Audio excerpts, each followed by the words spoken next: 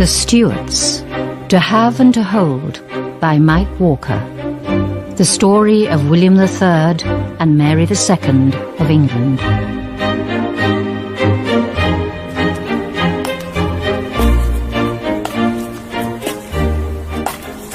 Well then, here we are. Westminster Abbey at midnight. Last night, at midnight, they buried my friend, and the best king this country ever had, beside his wife, the Queen, and the best wife a king ever had. Or so the histories will have it. As for me, as for what I think, I don't even know if he was really my friend. Oh, I was his friend, from the beginning. But was I seeing what was there, or merely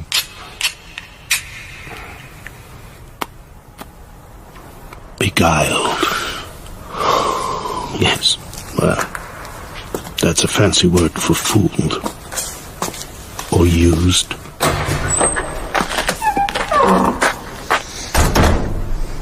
It begins many years ago in The Hague.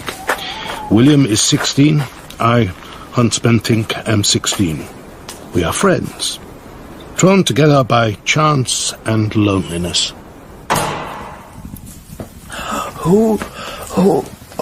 Water. Can you... Here.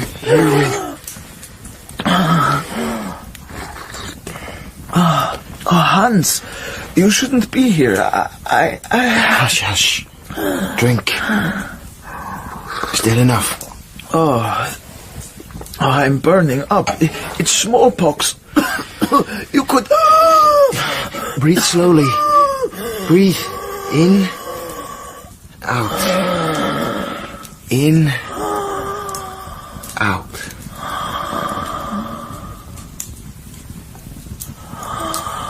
I have it all, honey. Smallpox and asthma, and they think I'm going to die. I heard them talking. Oh, I hear it all the time. Whispers. Look at me. By the candle, look at me. I say you won't die. What do you know, honey? I know we're friends, and friends never let each other down. Never, ever. And they never lied to each other.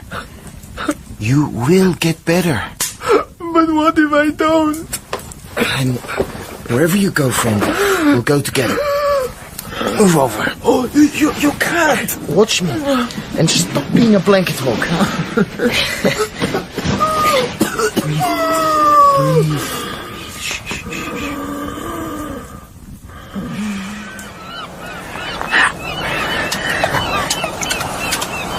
There. See? 4 skips. No way, that was 3 if it was anything. Oh, rubbish. I distinctly saw.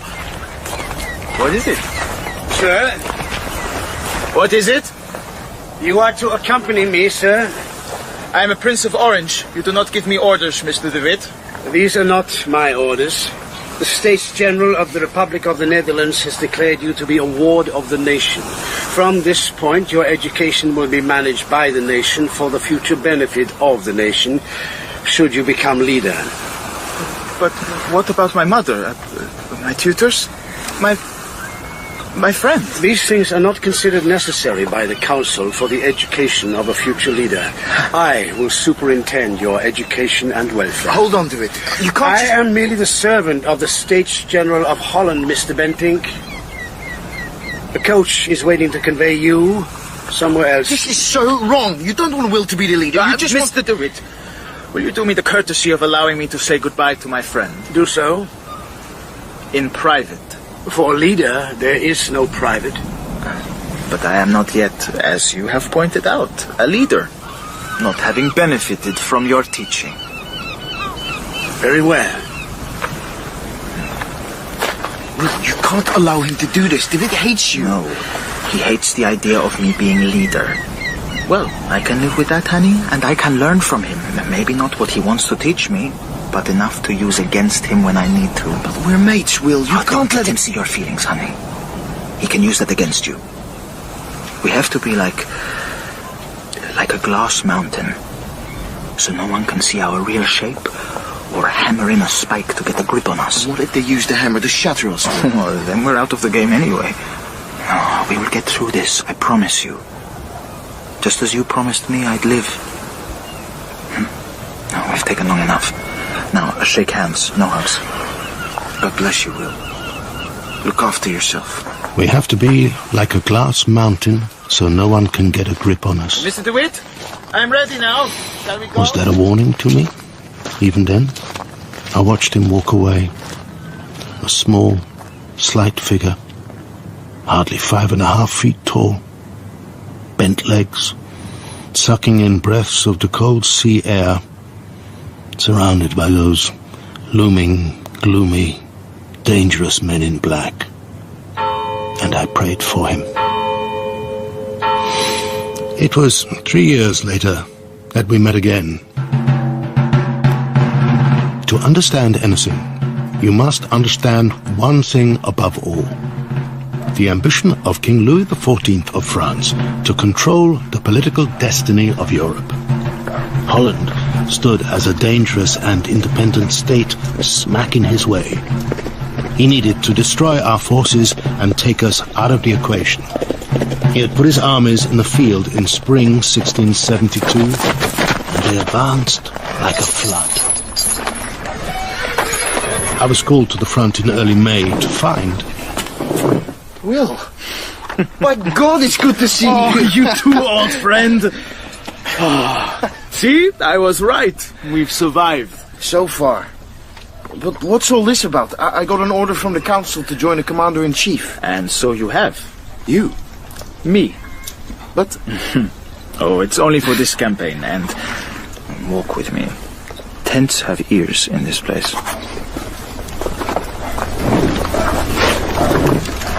They look happy enough. Oh, because they don't know the true situation. DeWitt has He's still on the sea. He is the sea. He knows we can't stand against Louis. Quite simply, he intends me to fail. He wants a defeat. He wants a bloody massacre. Enough dead Dutchmen and the States General will dismiss my claims as leader. In which case he will step into the void and negotiate an agreement with Louis, and the rest is history. He's a very shrewd and dangerous man. So what can we do? Is there any chance against Louis? We can't win. But actually, we can. What? All we have to do is not lose, and then we win. So, Louis wins and loses, and we lose and win. Can you open that a bit? If we can hold him off for the winter, he'll run out of money to support his army, especially if they cannot live off the land. He will have to retire and come back next season, by which time things will be different, according to the plan. I like the sound of the word plan. What plan? Now, you've been keeping busy. How? What? You said that before. Go with me on this, honey. I've been reordering my estate, planning gardens and landscaping, traveling, that sort of thing. Exactly. And now we have a war council to attend. I'll explain everything as we go. And he did. He had it all prepared. Everything I might need. He rehearsed me and left. Nothing to chance. William, good of you to join us. Forgive me, gentlemen. DeWitt, the commander has duties that sometimes detain him. His most important duty is to attend the war council, surely. Of course. I have been discussing our plans for negotiation with Louis. The council feels we should proceed as soon as possible before more damage is done. As always, Mr. DeWitt, your plans are, I'm sure, well thought out and equally well represented. Surely our plans, sir? With the council's permission, I would like to put forward an alternative, if I may. Very well, sir. A hungry dog. Louis is hardly a dog. Indulge my youth, Mynheers. A dog that sneaks into the butcher's and steals the sausages. What do we do to stop him next time? Oh, really? Well, do we explain to him that theft is wrong and make a treaty? No, we hit him with a big stick and keep the door locked. I say again that King Louis is not a dog. His appetite is a dog's, and he will listen to our words with no more sympathy than would a dog. So you intend to hit him with a big stick? I intend to wait until he has his jowls in the door, and then slam it and give him a bloody nose. And how, exactly? Mr. Bentinck is an expert on topology, gentlemen, the science of land management. Mr. Bentinck? Sir, will you come in? I have directed him to study the matter. Gentlemen, the water line. 40 years ago, the prince's great-grandfather, Frederick Henry, caused a mighty system of dikes and sluices to be constructed across the nation. If you look on the map, you'll see here, here through to here. My experience assures me that if we open the sluices, flooding will occur in the areas cross-hatched here and here and here. Thereby presenting an impossible barrier to the French forces. But how much land will be underwater? There are many farmers, merchants, towns even, that would be cut off. And would they rather live under the French, or give Louis a bloody nose and keep him quiet for the foreseeable future?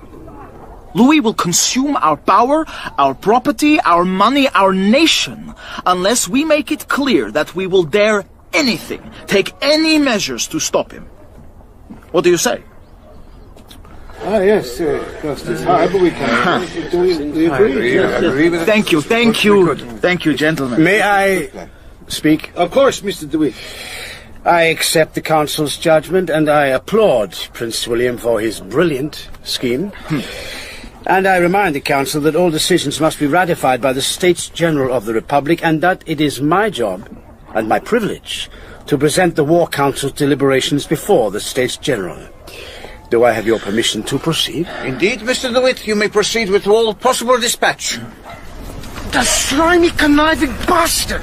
He'll take the credit. You have to stop him, Will. God, I'll break his bloody legs if necessary. No, you won't, honey. You'll let him do exactly what he intends to do, and what happens next will be exactly what I intend to happen. I don't understand. But you will. Come on. We have some sluices to open.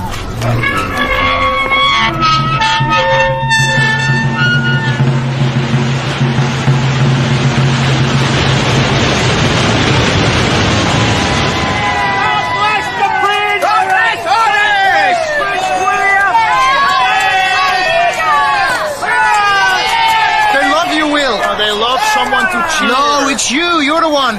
DeWitt didn't see it coming, did he? No one did, except you. He was a good teacher, and a bad man, and he's paying for it now. Given the choice between a young general who sent Louis packing and an arrogant old plotter who actually boasted of drowning half the country, who do you think they'll support? Past or future? I wept in public for the lost land and promised to pay thousands towards the clear-up. But the War Council know the truth. It was your plan and not DeWitt's. I think if you ask them, honey, they will have conveniently forgotten that fact by now. Particularly after what's about to happen to Mr. DeWitt. Go away! Damn you! I have the magistrates on you! Go away! Leave me alone! Traitor! Coward! Burn him! No! Help me! Someone! Help! Please! Help!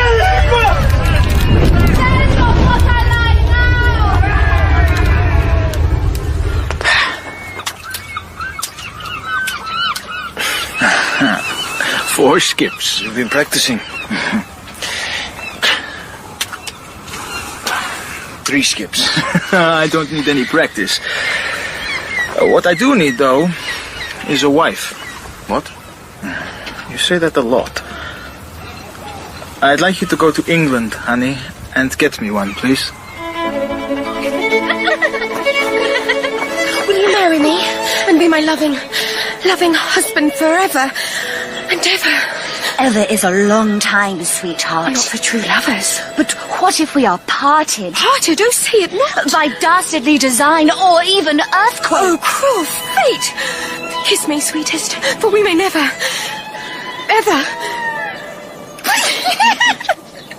Oh, or something. But kiss me anyway. Oh, Lord, here comes someone. Anyone we know? Oh, he looks very gloomy, all in black. But quite handsome, actually. And tall. I find at about 3 of the afternoon I need a tall, dark man to sweep me off my feet. No broom. Well, stop it. Or perhaps he has a dark secret. Probably in holy orders. They generally is when they is handsome. You do it this time, Amelia. Your Royal Highness. Sir, you have the better of me. Hans William Bentinck, at your very gracious service, Highness. Are you come to... Give us a sermon. I'm afraid not, though I am gratified to find that you are concerned, even at such a... At such a pass? Cat got your tongue, Reverend? That you think on matters spiritual, Highness, in the afternoon, as it were. Shortly after 3, to be precise. Yes, precision is good. My, master, my friend, who I am... Actually, your father... Would I be right in thinking you don't get to talk to girls a lot, Reverend? Yes, no, I'm not a reverend. What are you, then? A messenger. Your father, the Duke of York... I know who my father is, sir. ...told me I should speak directly to you since he was otherwise... Oh, rogering one of his remarkably plain mistresses. Are you all right, sir? Frankly, I've fought battles that were easier than this. I am here, Highness, to present the wishes, the best wishes, indeed the loving wishes of my master, the Prince. The William of Prince. Orange. What? Your hand in marriage. What? To William of Orange. What? The stadtholder of the Republic of Holland and the Low... Nobody told me. I do not see what it has to do with... Oh, I see you are the princess. They did say you were tall. I have a miniature of my master, my friend. I am to present it to you with... I know. Best loving wishes. There's a catch. What, he's mad? Or deformed or something? On the miniature. Oh. You press it and... Behold, madam. Glad sight of your husband-to-be. Papa, is this true? Mary, my dear, how nice to see you. We meet far too little these days. I miss you and your sister. We used to have such lovely... Not enough to keep me in England, it seems. Not enough not to sell me to some Dutchman. Well, he's not some Dutchman, Mary. He's the Prince of Orange. I don't care if he's the Prince of China. I don't want... It's not fair. I don't want to go there. I want to stay here. I don't want to marry him. I've never even seen him. Even his picture makes him look like he's a monkey, and that's supposed to flatter. Oh, to tell you the truth, Malde, I don't very much want you to marry him either. But Charles does, and he's the king. And everyone else wants it too. But why? He needs a good Protestant wife, and that's how you've been brought up. By the king's order, not my choice. It's politics. This will cement an alliance between the Netherlands and Britain against Louis of France. I hate Louis of France. So does everyone else. That's why we have to contain him, and you're part of the price. Well, I'm sure you'll come to love your husband. Everyone tells me he's a pleasant fellow and very...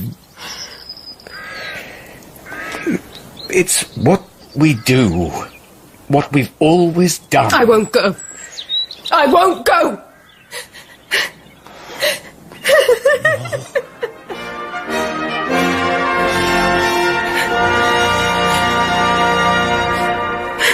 William Henry Stuart, wilt thou have this woman to thy wedded wife, to live together after God's ordinance in the holy estate of matrimony? I will. Mary Stuart, wilt thou have this man to thy wedded husband, to live together after God's ordinance in the holy estate of matrimony?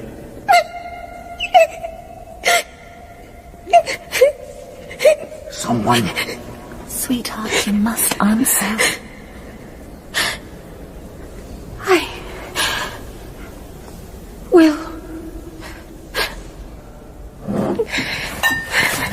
I won't. You must. I can't. If he can, there's not a lot you can do, sweetie. Oh, God, this is horrible. I can't bear it, sweetheart. It's supposed to be all right. With someone you like, not someone you've never really met before. And he's shorter than me.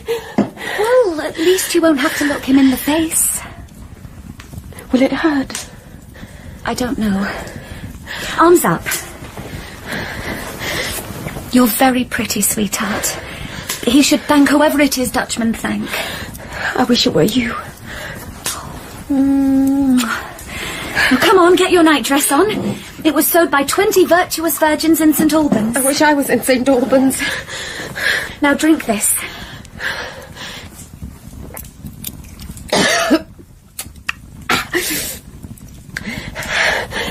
Will he stay? All night, do you think? I don't think they do, mostly. Will you come back? You'll come back, won't you? When he's... Oh, God, keep you safe, sweetheart.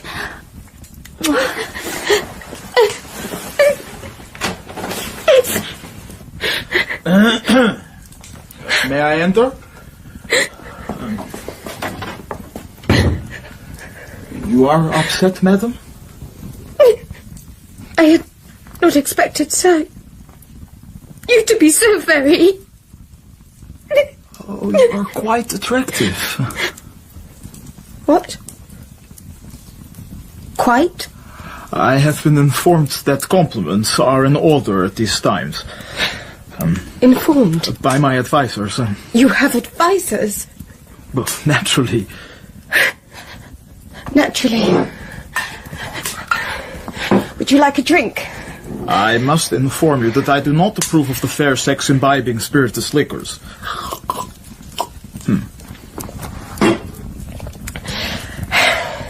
Can we just please get this over with?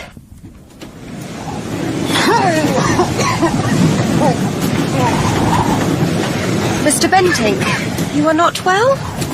No one is well in this confounded weather, Highness. I am well. At least in body. Then you are lucky. In my heart, I'm desolate at going out of England and leaving all my friends behind me. I will be a stranger in a strange land. You are sad. Desperately. Aye. Something like that happened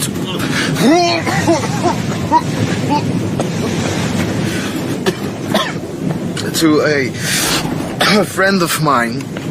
He was only a year or so older than you, Mom, when he was taken from us and found himself alone amongst those who cared not a jot for him, other than for what use he might be put to. Go on, sir. What did your friend do? He learned everything he could, and he prayed to our Lord for the strength to bear what must be borne, so that in due time he would be ready to do his duty. And this friend, was he a better man for it? In many ways, I believe he was. But also, like the hedgehog, he rolled himself up to protect his tender belly from the world. And now, I find he often presents only the prickles. And is there a cure? I believe there is a cure for every ill if we submit to God's will and allow him to direct our hearts.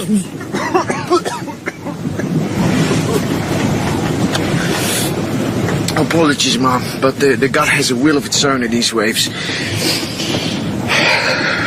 Must I submit, Mr. Bentinck?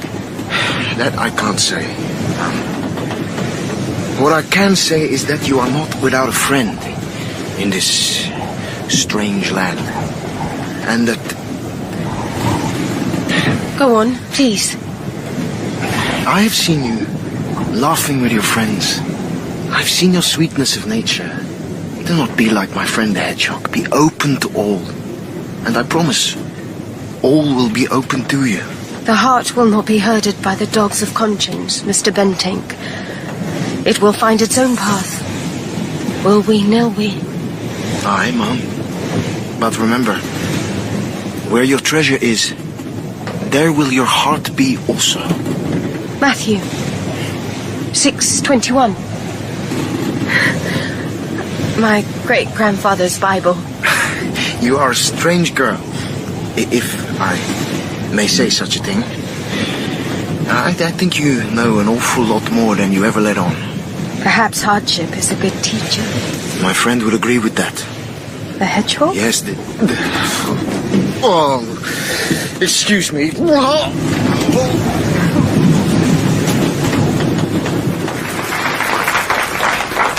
Her Highness, the Princess Mary. What do I do? Just be who you are.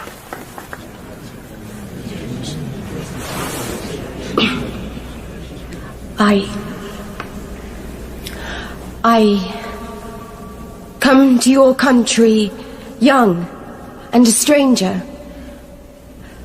I don't even know your language. I hope you can understand me. And I promise to learn as soon as I can because I want to learn. From my husband, from you. I want to learn so I can help him and serve you as princess. There are so many things I don't know and so many I hope to find out. And I ask for your help and your friendship. And I pray to our Lord that together we can turn this English girl into a fitting and proper Hollander. I did say fitting and not fat, didn't I? You were fine, Mary. I think...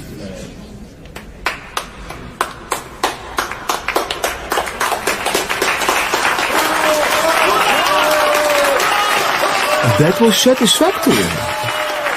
Thank you, sir. I hope you are pleased. Come on, Will, tell her. I am very pleased, ma'am. They like you. And let me tell you, they don't like easily. This is my own house. We will live here. It is better than the city, but you will enjoy it more, I believe. I have collected many pictures, which you will enjoy. Thank you, sir. The fresh air will be very good for me. It is good for you also, I think, for your asthma. It is not fitting to mention the princess. Yes, it is better. Will we spend most of our time here? You will, I will not. Where will you be? Matters of state. I am interested, you know. Why? Because you are my husband, and I... Can you stop the coach? Please. Stop!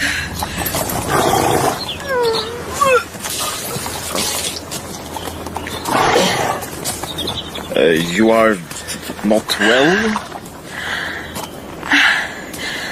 I am perfectly well, thank you. I'm going to have a baby. Good! That is as it should be. Why do I feel that Louis will never stop? Because he won't. Not until he controls the Low Countries, and thus the gateway to France.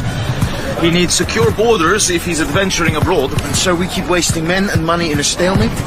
He gains, we regain. Everybody gets poorer. We hold on, honey, until James of England dies and I direct the British Army and Navy. And, rather more importantly, the British tax system. He will succeed Charles, then? I've heard there are moves to exclude him. They won't do it. Too law-abiding, and they remember the last revolution. Never again. Charles is sick, he will die. James will rule, and we will wait. But meanwhile, you will soon have an heir of your own. So the doctors inform me. Is that all, man? Do you feel nothing more? I feel gratified. She's 15, Will. She's still a child. She must be scared half to death. You all right? Fine. Fine. What about you? They're getting in our range. We should move. You're bleeding. Here, let me see. Splinter, nothing more. You know, It's easy to face cannon fire with a good comrade by your side. You should go to her. I am the commander. She will come to me. That is more fitting. May we stop for a while, please? I am sorry, Highness. The Prince was most insistent with his utmost dispatch. I'm sure he wouldn't mind if we stopped for just a few minutes. I have tried. They do not listen to Hendrika. They have eyes! Oh! Ears! Stop the coach, please! Tell them! Stop the coach! Driver, it is the wish of the Queen! Stop the coach!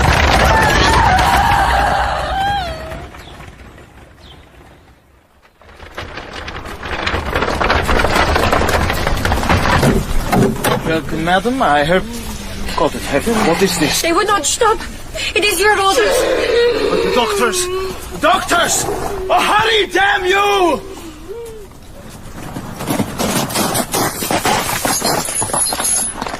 I came as soon as I heard, well, what happened? Oh, the baby, honey. The damn fool of a driver did not dare stop the coach, so now... She's with the doctors. But they will help her. Why are you not in there? It's women's business, it's not. I am the commander. Damn it, Will, it's your child. They say it will not live. It cannot live. And Mary? Your wife? I don't know what to do, honey. Will, you know exactly what to do. You're just shit scared of doing it.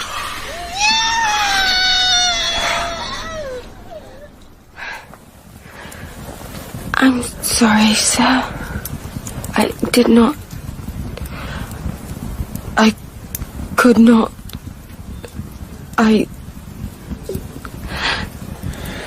Is the baby... My baby... is... It is dead. Oh, God help me. It is God's will that... My baby.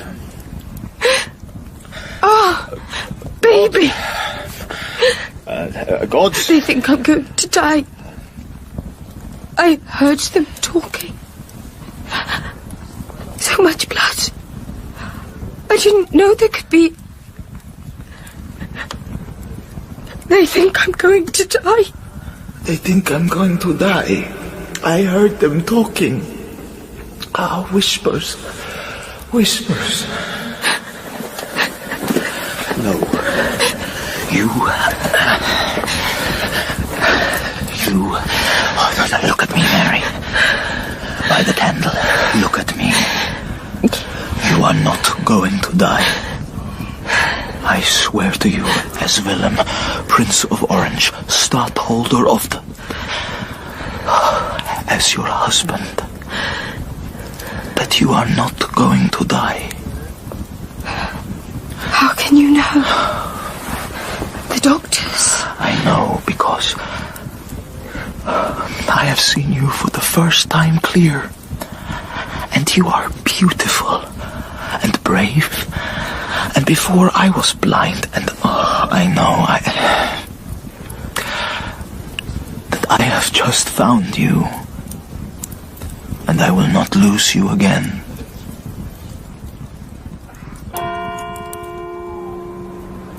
They wept together over the lost treasure of their hearts. And that would probably have been that. A Dutch family coming together, getting to know one another, going on through the years, coping with the tribulations, the pleasures, getting older together. And in due time, King Charles of England died, and Mary's father became King James II and ruled. And his second wife was barren.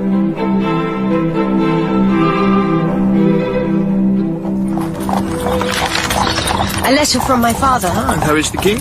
Tired, he says. Not well, he says. And meanwhile we wait.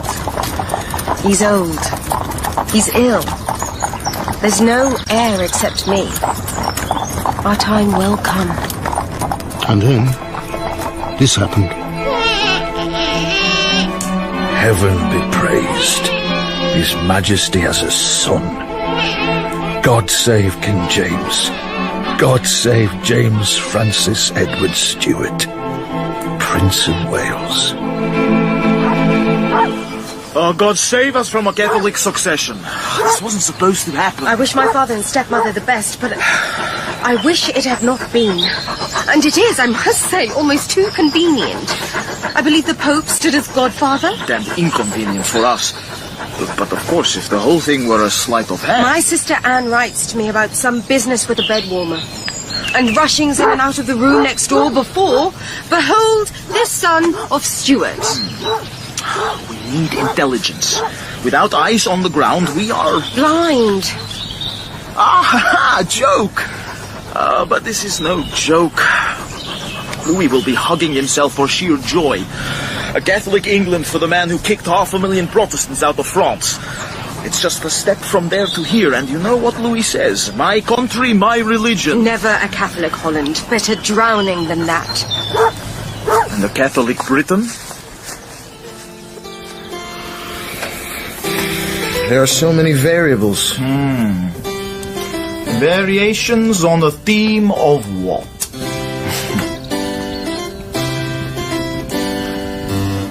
You still have time to practice. I think better when I play. Honey, I need you over there. Take 6 men you can trust. Send them out to the coffee houses, the inns, the shops, the brothels, which the English seem to love so. Send them out into the streets. Listen to people. See how the wind blows. And what shall I do? Find me Englishmen I can trust. And they're a crooked lot, Will. You can trust them to be untrustworthy. That's the damned bite. Find me men I can talk to. Men with a lot to lose in a Catholic Britain. Bishops and businessmen, soldiers, lawyers, politicians, Mary's sister. They want their country safe from Rome, but I want Britain's power to use against Louis. Can we work together? You know what I want. If we got what we wanted, Will. We'd all be kings. Exactly. Do you know this tune? It was written about James's chief minister. And everyone who won't go to mass, Lily Bolero, Bull and Allah, will be kicked out of town and beat like an ass. Lily Bolero, Bull and Allah. Lero, lero, Lily Bolero, Bull and Allah. Lero, lero, lero, lero, Lily Bolero, Bull and Allah. Bring me word. Bring me word.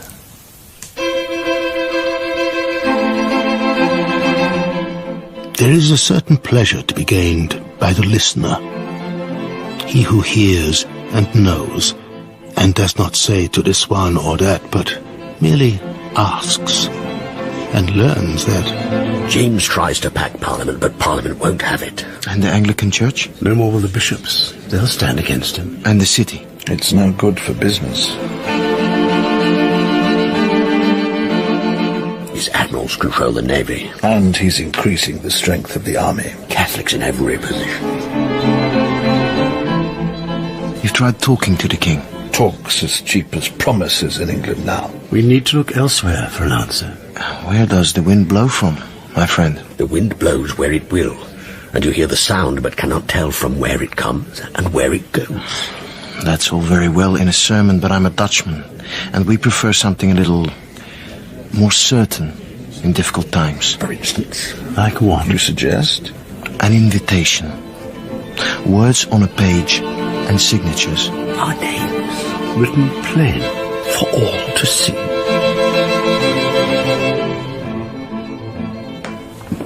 I have it. Let me see. 7 men, 7 names. They're guaranteed to raise the North for you. Bishop Compton will undertake to get Princess Anne out of London so she cannot be held as hostage. Parliament will welcome you. Well, actually... Go on. The people and Parliament will welcome Queen Mary as their savior from the Catholic threat. She's the natural heir.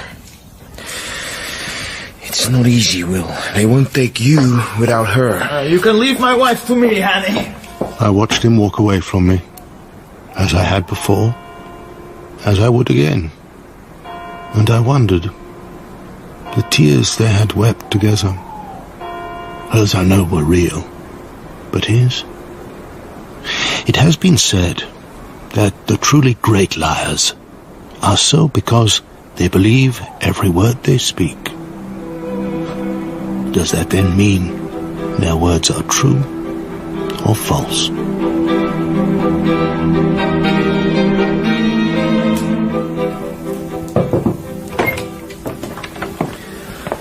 You look tired, my dear. I've been praying for hours. Oh, my knees are... as sore as mine. Come. Sit on the bed with me, Will. You too?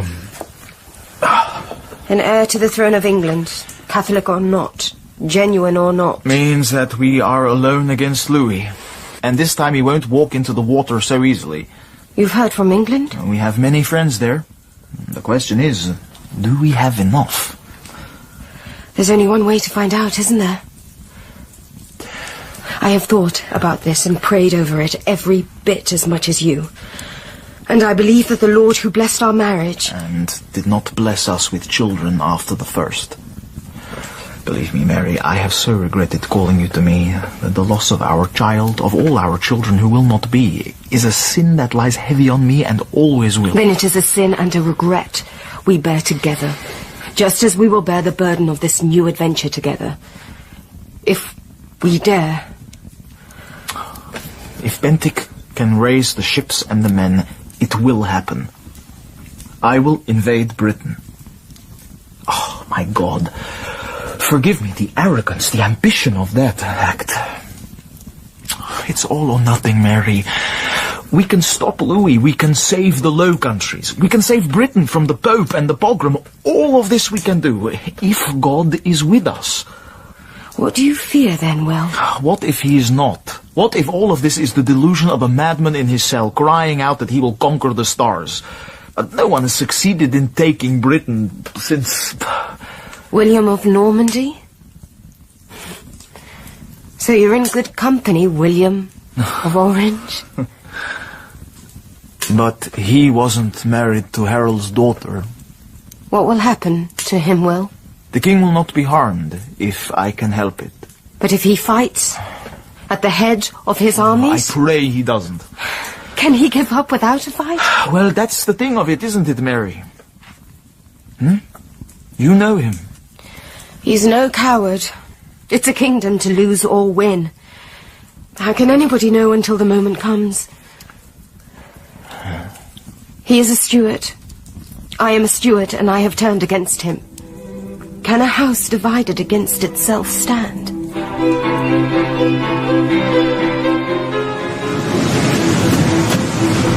It's blowing us too far south. It's the bloody wind, sir. It blows where it decides. Of course, if you could have a word with the Almighty. But never mind the Almighty. Where's the English fleet? If they come up on us from the lee, we're done before we even land. The wind doesn't play favorites. It's hampering him as much as us.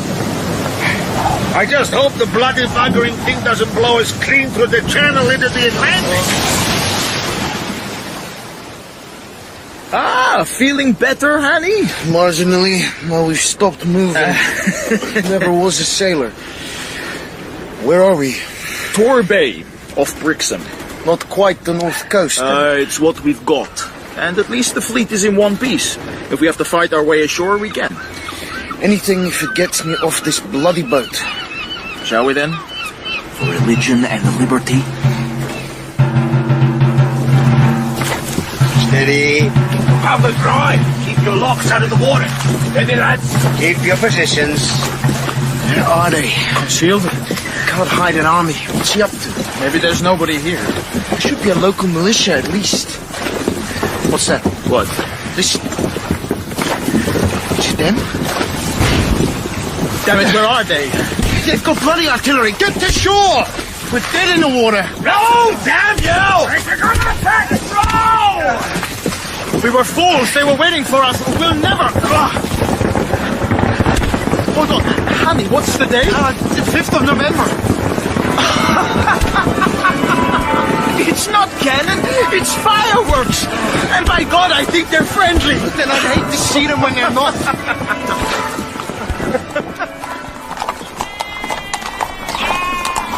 It's eerie, Will. And I don't like it. But look at it. Look at the sheep, honey. Look at the hedges, the trees. God knows what they're hiding. What you're seeing is money. Trade. Vast amounts of it. I can hold Louis forever if I've got Britain. This country is a money lauder. The fat runs deep here. Let's hope the blood doesn't when you try and render it down. I've spent time here. And in a way, you're right. The richness runs all the way through. But that also means the opinions run all the way from the aristos to the farmers. They all have a say in Parliament, and they're not shy about speaking out. And they all want something. The question is, who is most likely to give it to them? James or me? The question is, where is James's bloody army? It would be good to know. We're going to have to face them sooner or later in unknown country. Riders! Riders approaching! Where away? How many? Form a line! Halt! Left turn! Musketeers, move and present! Moving! Moving! Get those wagons in a line! Into position! Find your markers! Fight those bloody cartridges! He's got us, honey. A dozen! No more! They carry a truce flag! Let them through? Need more time to maneuver. Now we'll talk. Let them through. Let them pass! Let them pass, but keep sharp! Scout! Get out there! Cover the ground! Nothing moves without we know! Mr. Bentinck, we meet again. So we do, Mr. Churchill. But what do you do here? We wish to speak to Prince William. We have met, sir, I believe, when you were in England formerly. I know who you are, Mr. Churchill. One of James's generals. You have a reputation in that direction yourself, sir. Your companions? Gentlemen of a mind like to mine. That sounds like a puzzle. Perhaps you'll be plain, sir? Very well. We come to offer you our support. The proviso being... that you win. Does James intend to fight me? Even if he could, I doubt he would. He's lost the army, the navy too. He sent the Queen and the Prince of Wales abroad. Where is he now? No one knows. Then someone had better find out, Mr. Churchill. I believe his brother Charles was once lost in England, and look where he ended up. Defeats that are not decisive are not defeats at all. I'm sure you understand that, as a soldier. I also understand that you will need the support of Princess Anne in this matter. She is, after all, next in line after your wife. What are you telling us? I have the princess. At least my wife does. They're bosom friends. And she tells Sarah more than she tells her dolt of a husband. And what is she telling her at the moment? So you see, sir, there's all to play for. What do you want, Mr. Churchill? For now, sir, only that I and my friends should be your friends. And if your friends should ask for some friendly advice? Get to London as fast as you can, establish your presence, and talk to Halifax. Damn it, he sits on James's Privy Council. Lord Halifax sits where his fat ass is best fed and most comfortable. He's not got a loyal bone in his body, so if he's willing to talk to you, and he is, he's worth listening to. Why am I thinking that all this is playing out from a score you've already written? There's all to gain. And all to lose. For him who dares to reach for it. We live in interesting times. Are we friends? Let's say we are not enemies, Mr. Churchill. As for the rest, let us see what London brings.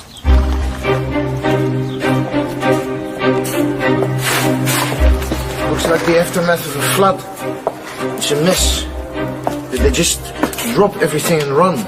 Maybe it always looks like this when Majesty falls. It is when there is no centre, no authority. Prince William? Lord Halifax. And Her Majesty, is she with you? I would like to welcome her.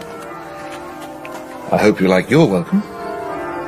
Anyone can ring a bell, Halifax. The trick is knowing how to unring it. The King has tried. He's offered all he can. It's been rejected by Parliament. Very powerful, this Parliament of yours, my lord. You do well not to forget that, sir, should things ever come to it. To what? To it being your Parliament. It has a habit of biting the hand it should be kissing. Or should I say the hand? I was never one for hand-kissing. Though I would, of course, be properly grateful to any parliament that ensured the Protestant succession to the throne of Britain. Succession? What exactly do you mean, sir? I am prepared to allow James to continue ruling, to be guided by myself and the council, as long as he publicly disinherits the Prince of Wales and confirms me as his successor. Also, he will pay for my army and the fleets, and our provisions and livestock. How very Dutch of you, Prince. And dismiss Catholic officials from all public and ecclesiastical posts and positions. How very Protestant of you. And agree to a formal alliance against Louis. Will he agree? The man believes he rules by the grace and with the complicity of the Almighty. Who knows? But if he's got any sense and wants to keep his throne... The king said no. James ran like a common criminal. They got him. Who? James Stuart. He was trying to leave the country. Fishermen stopped the skip. They were not kind to him. Stripped him, soaked him. There was jeering. If I were given to outbursts of anger, Hanny, I think I would be very, very angry. Oh, he was supposed to escape, damn it! So what to do with him? Oh, what the Hades can we do? Oh, damn. Damn! Where is he? They're bringing him back to London. Oh, this gets worse. Call a council for this afternoon. Don't tell them why, but get them here and make sure it's sympathetic to us.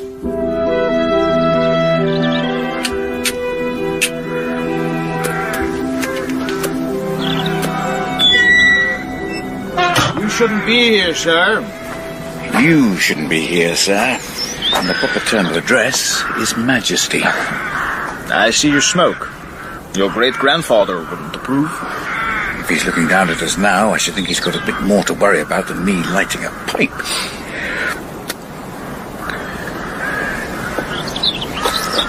Always like this garden in the snow. Bad for armies on the move.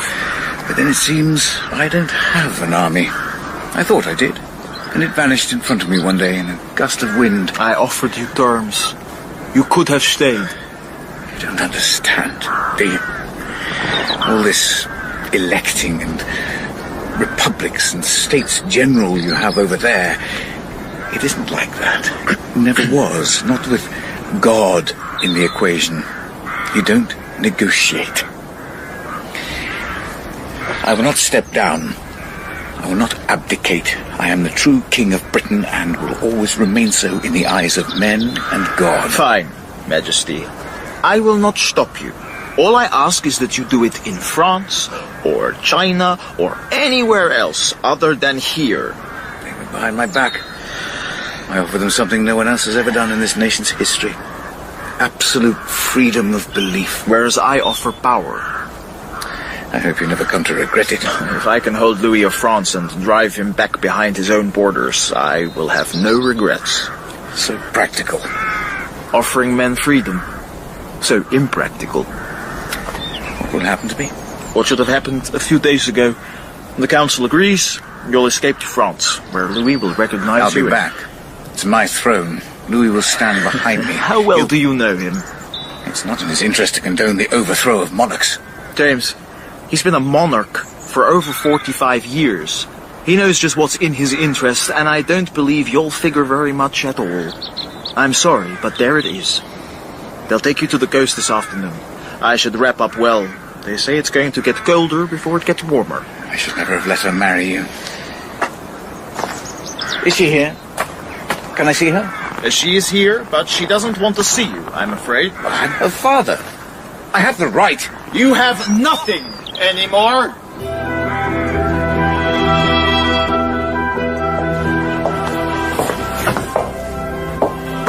It's empty. Surely he didn't take everything. As far as I know, he took the Great Seal and dropped it in the Thames, and then some fishermen pulled it up a couple of days later. Is it always like this? God knows. I don't. I should have seen him. At least I should have written. He was a good father when we were small. You know, they took us away so we wouldn't be tainted with his Catholicism, but he never... To us, he never said anything. He liked to play games.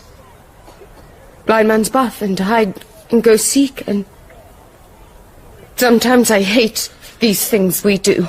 We think we have freedom, Mary. In fact, we have very little. God is eternal. He knows whether we're damned or saved from the moment the spark is lit in us. He can see our paths. And the fact that we cannot does not make them any the less predestined. Then surely there can be no blame or fault to what we do. In God's eyes, no. On earth, for men and for the purposes of politics, well, we play a different game. I don't believe that. There must be hope for change and redemption. I couldn't live in a world where that was not true. You may be right, my dear. But in one thing I am right. We have a great game to play before us if we are to hold this country. I suggest we go out and meet the people who will be playing it with us. He was right. Abroad, Louis of France and the deposed and vengeful James. At home, John Churchill, Churchill's venomous wife Sarah, Princess Anne, and a whole slavering pack of Whigs and Tories, all avid to put down their counters and depart from the table with the winnings. The invasion was the easy part. The worst was yet to come. For all of us.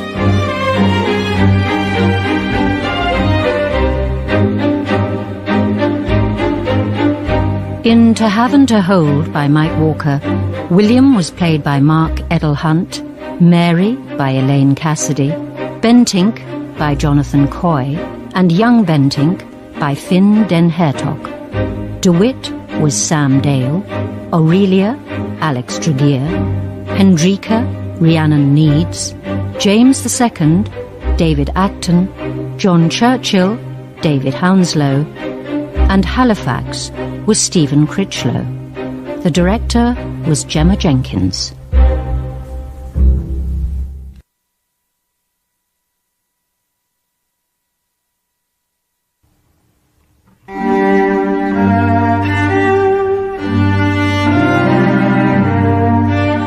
The Stuarts.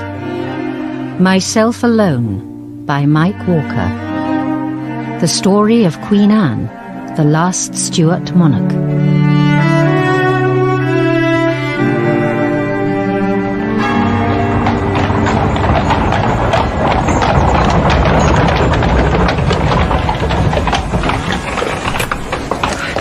Hurry, Majesty, the wind is coming up.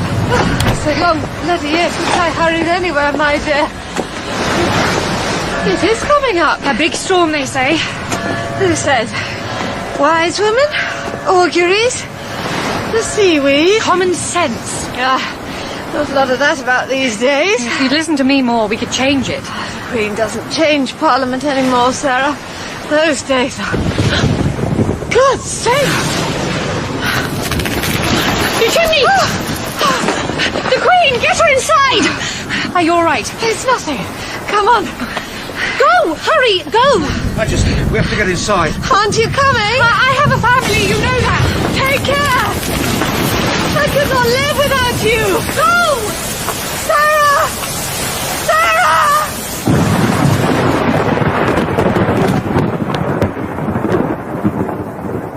You'll be safe down here, Majesty. I'll send your people to you. And if it's still such weather, the whole town will fall if it goes on. Will you wait, Majesty? I can fetch... Go, yes. Bring wine and something to eat. God alone knows how long we'll be down here. And find out if Sarah Churchill is safe. Go, man!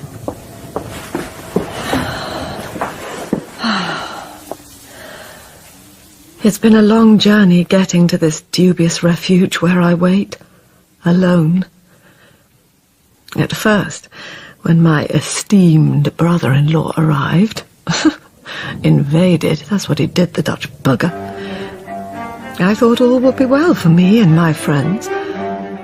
But William and his dog Bentinck wasted little time in showing me otherwise. Making war against King Louis on the continent was child's play compared to making peace in London. Oh, they were glad to see us, so they said. Gentlemen, Prince William of Orange.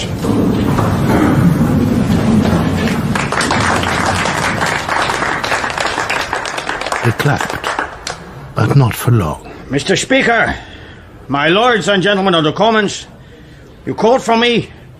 I have come to do your bidding.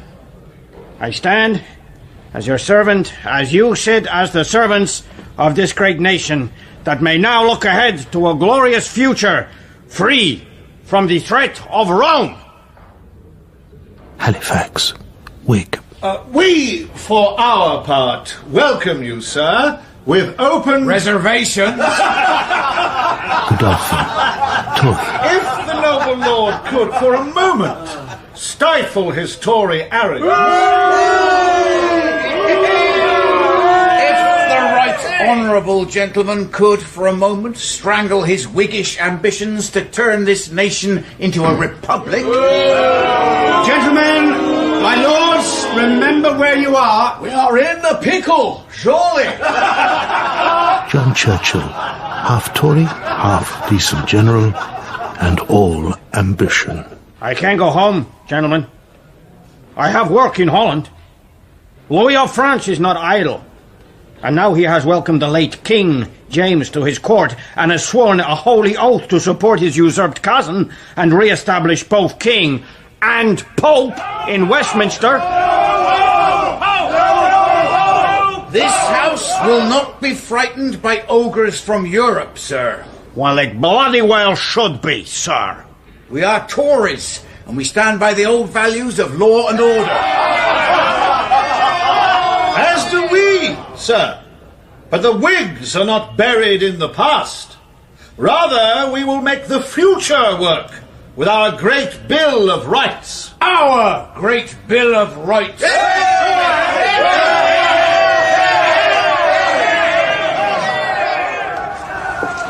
I join you, sister? Anne? My goodness, but you've put it on a bit. It's the gout and all those bloody babies. Nothing to do but stay indoors and eat. Though, heaven be praised, my boy is well. I rejoice in your good fortune, sister. But not enough, sister, to send word from Holland upon the happy occasion? I'm sure we did. Must have got lost. And do remember, Anne, I am the Queen now. Or will be in a day or two.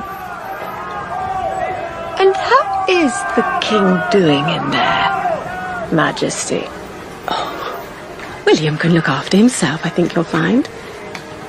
Though it is, of course, fitting that the voice of the people should be heard. But I must ask, will they accept your husband as your co-equal on the throne? They will, or they'll have an empty throne. But let's not chatter out here. It is getting cold and there's such a fine pie inside. I'm sure you'll like it. The Dutch have such a way with suet. And I say, present your great bill with one voice, and I will sign it with one hand. Surely the Queen must sign it. Surely it will be signed by Queen and King both, in good faith. We sign together. And rule together. All the provisions as laid down and agreed by the whole House. No interference in Parliament by the throne. No taxation without parliamentary consent. No ceremony. The right of every citizen to bear arms. Freedom of speech. The art of the possible, Will. A damned impossible pack of hounds. Well, that's the English for you. And then there's the Scots, the bloody Irish, and... You'll sign? Of course. She'll sign? Of course. There will be stability and there will be an income tax. And Louis will have to think again about attacking the Low Countries. Majesty? Hey, drink up, Annie. By spring, we'll be back in Europe, teaching Louis a lesson he won't soon... Mary, there you are. I believe so, sir. Thank you. Majesty. I hear it went as well as you might wish. Oh, will you be free on Friday to attend Westminster Abbey? Is there a service? Our coronation. Well, we did it well. May I be the first to congratulate your Majesty? It wouldn't have happened without you, old friend. No, I don't think it would. For either of us, Hans. But there is, William, a small problem. My sister. Your sister? Small? She wishes to speak to you. Urgently. Your Mad... Highness, I hope I have not kept you waiting. Since I wasn't waiting for you, Mr. Bentinck, no. I wish to see Prince William. Of course, Princess, but perhaps until he is free of matters of state, I might help. How could you help? You have no place or position here. But the same thing might be said of your very good friend, Mrs. Sarah Churchill. She has no position, and yet she has so very much influence over so very many things. Her husband's career, for one. John is a fine general. He has risen on his own merits. It is not about him I wish to speak. Please. Oh, a drink. Allow me to pour. And shall I ask them to bring some... My allowance. It was kept low under King James. He did not agree with my politics, or with my Anglicanism, which I have always held to firmly. Now, it is different. Did you have a figure in mind? I think £70,000 a year would be about right. That is a lot of money, Majesty. And somewhat less than the value of the land in Hanover that my husband George ceded to your master to help him finance his invasion. Yeah, intervention. I therefore also wish my husband to be offered a position of state suitable to his and my station. I am the heir. I am the sister of the Queen. He is my consort. Yes, Prince George. Yes, indeed. What?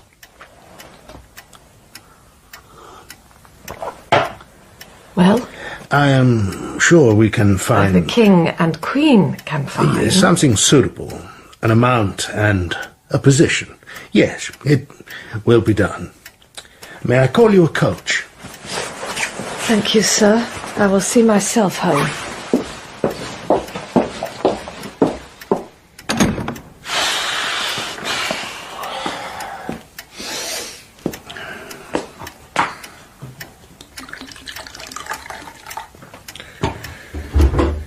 So we're sweeping down the corridor, brushing both sides. Was it Prince George? It was. The man's a dullard. He'd have to be to put up with her.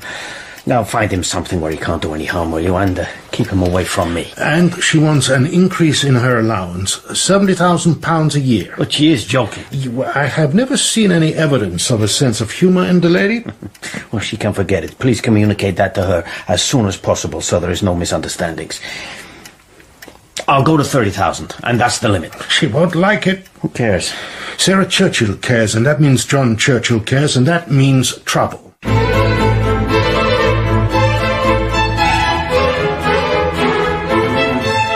He ignored me.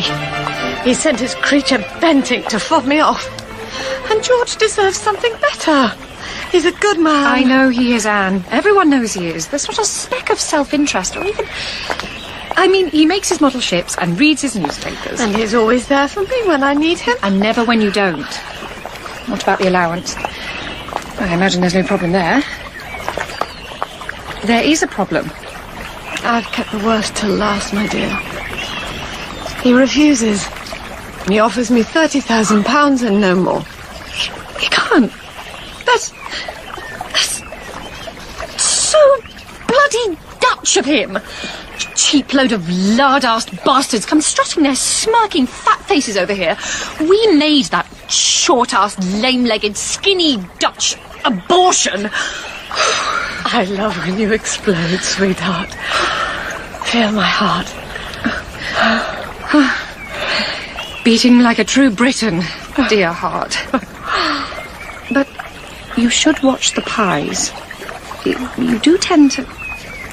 Not that it doesn't suit you, but I tell you what. I'll talk to John, and he can talk to his Tory friends, and they'll talk some sense into William. I have to get past that man, Bentinck. You know William's making him a Duke of Portsmouth. Yes. That's interesting, isn't it? I was chatting to Godolphin. I didn't know you talked to Tories, my dear. Some things are above party. Anyway, he tells me that William and Huntsy Bentinck have been close since forever. Why, it's even said they shared a bed as boys. Well, I don't like the man. And if you don't like him, I don't like him. Now, let's have a big smile and we'll go watch that big boy of yours playing soldiers. And then I'll go watch that big boy of mine playing soldiers.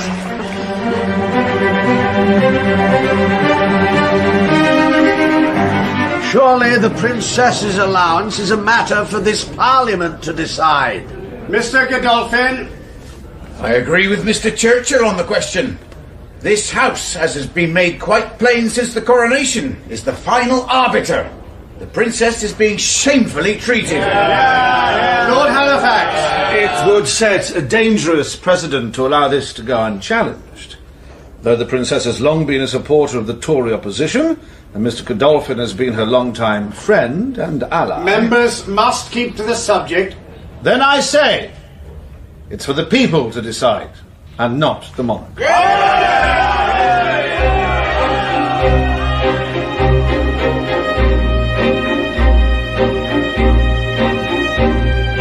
It will be very grand when it is finished. Far better than London. Filthy hole that it is.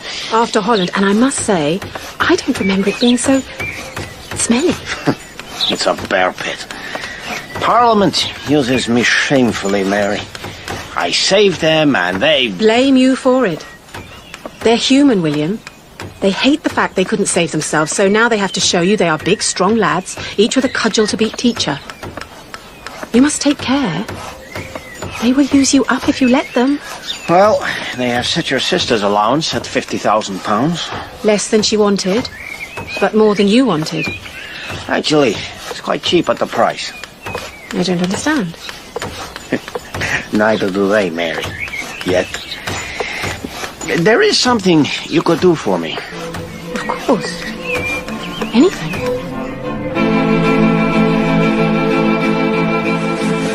Another cup, Mrs. Freeman? Why not, Mrs. Morley? Some of this cheesecake. It is rather... A small piece. And there is something else, which you may not refuse or reduce, my dear. How so?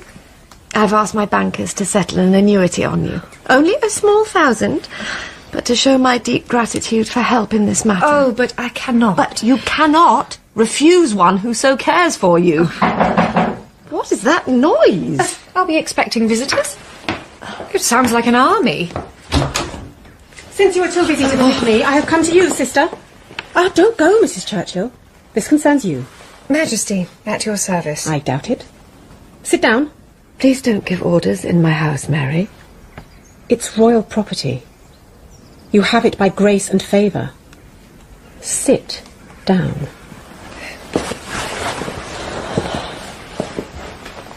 Cheesecake? It's very good. Tea? Russian caravan. I seem to remember you used to like it when you were younger. Anne, that woman must go. Which woman? I think she means me, dear. She has a poisonous mouth and absolutely no respect for the king. You see? Sarah is my friend. I have no intention of dismissing her on your say-so, sister. It is the king's wish. She has spoken vile things about him. Sticks and stones, Majesty, may break our bones, but unkind words and freedom of speech are the glory of our nation. I think your first instinct was right, Mrs. Churchill. Please go. Stay, Sarah.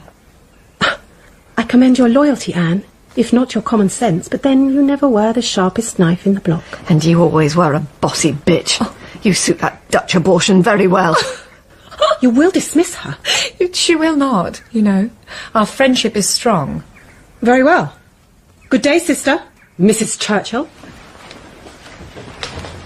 You can't let her get away with this. I will not, Sarah. Then we must, as John would say, have a plan of campaign. Well, what shall we do? William is not the only possible king of England. Perhaps we should remind him of that fact. If we dare. With you beside me, Sarah, I would dare anything. Mr. Godolphin! It is no secret on this side of the house that His Majesty is over-partial to the Whig point of view. What is perhaps a greater moment is his continued refusal to support the Anglican Church, which even the merest dog of a Whig must admit is the very backbone of this nation. If the king wants taxes for his wars, he better understand that this house demands protection and precedence for the established church. Lord Halifax! If it must be so, then agreed.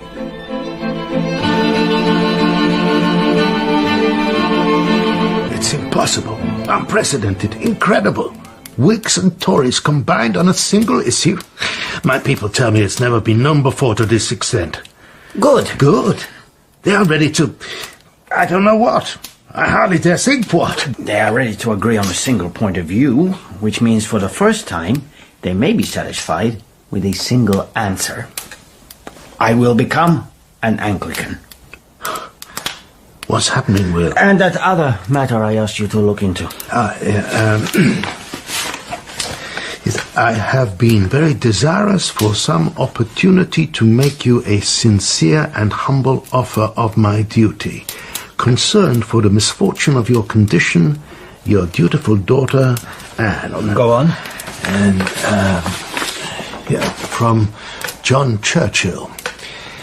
If your Majesty were to find himself in altered circumstances, then he might also find a willing and loyal general committed to a cause that is both... my man was unable to transcribe anymore. He was interrupted, but his reading of it... In both cases, delivery... into the hands of King James II of England, Scotland, Ireland, etc., as he styles himself, at the court of King Louis XIV. Witnesses unimpeachable. And if there is one thing that may threaten the Anglican orthodoxy, it is... the return of a Catholic king. I would say, Your Majesty, that it is a most complete victory. Another cup, Mrs. Freeman? Why not, Mrs. Morley? Some of this cheesecake. It is rather... A small piece. Are we expecting visitors? Sounds like an army. Again. Your Highness, Mrs. Churchill. Bentinck. Or are we to call you Lord Portsmouth now? As you wish, Mrs. Churchill. Highness, please be so good as to instruct your staff to pack your belongings. The King requires this property. He also requires that you relinquish all staff and military personnel not directly paid for by yourself, which I believe is all of them. They will leave with me. You will leave this afternoon by 4 o'clock. Why? James Stuart may be your father, but it was still highly unwise to write to him and conspire for his return with Mrs. Churchill's husband. That is a bloody damn Dutch lie, you fat-assed bugger! You won't get away with this. Parliament will have your overfed bollocks on a spit. Very possibly they will, Mrs. Churchill. But not today. Today, you will go back to St. Albans and stay there until you receive a royal pass allowing you to visit your husband. Visiting? But why? Where will he be?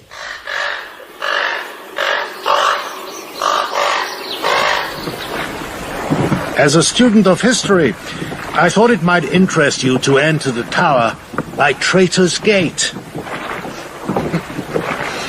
Nothing to say, Mr. Churchill? Perhaps you won't get away with this. Open the gate! Did you really think you could get away with writing to James? Oh, I know. You're just a simple general. But if I might give you some advice... That wife of yours, you really should do something about her mouth. I happen to love my wife. I happen to love my pipe, but I make sure I don't rest it on straw and burn down the bloody house. You won't get away with this, Bentinck. There's habeas corpus, the Great Bill of Rights. William signed it. Mary signed. It's the law of the land. Indeed it is. And you will be out. But by the time you are, William will be leading a well-equipped army with money voted through by a grateful Parliament, and you will not.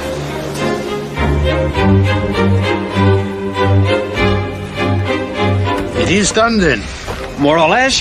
The army is landing as we speak. I will join them in a very few days. He will clap a stopper into King Louis's bottle and let him stone it. What will he do? He'll talk. Always comes down to talking in the end. A treaty. He knows his funds are limited and mine, at present, are pretty much unlimited. As long as Parliament get all they wish, of course. All they wish? There's more. There's always more, honey. You know that. Oh, what do you think of the improvements? Improving? Definitely. Why don't you come and say it, Will? Whatever it is. I seem to remember you always liked gardening, landscapes, topography, yes? I like politics more. And you are very good at them. Perhaps a little too good. Perhaps you could open that to me. Parliament has been bested. Churchill and his friends have been bested. Anne has been bested. And they don't like that. Any of them. And in the end, you see, I do need them on my side. We will have to talk to each other again. And there's always a price. Exactly. Quid pro quo. There have also been rumors about you and I. Yeah, but that stuff is nothing. It's evil rubbish put out by the Churchill bitch. Nevertheless, old friend, I need to be as clean as the streets of The Hague. Go and garden. Enjoy your leisure. You won't be short of money or honor, but... You're dismissing me. You are offering to stand down for the good of the nation. It's not even my bloody nation. But it is mine. Do you see? Do you love anyone or anything, William? Yeah, you know, honey, that's not really a very practical question. It doesn't get us very far forward. I thank you for all your work. Goodbye. I watched him walk away. A small, slight figure, hardly 5.5 feet tall, bent legs, sucking in breaths of the warm summer air. He stumbled once or twice. His body had never been very strong. But his will, that was something else. And Verdummer, I still didn't know. The enigma. Did he care about Mary? About me? And if he did not, then what, in God's name, was the cause for which he sacrificed, friendship for which he plotted and planned and struggled? In God's name? But then, God moves in mysterious ways his creatures to test, sometimes to the limit. God, please spare him. Spare my baby, please. Please.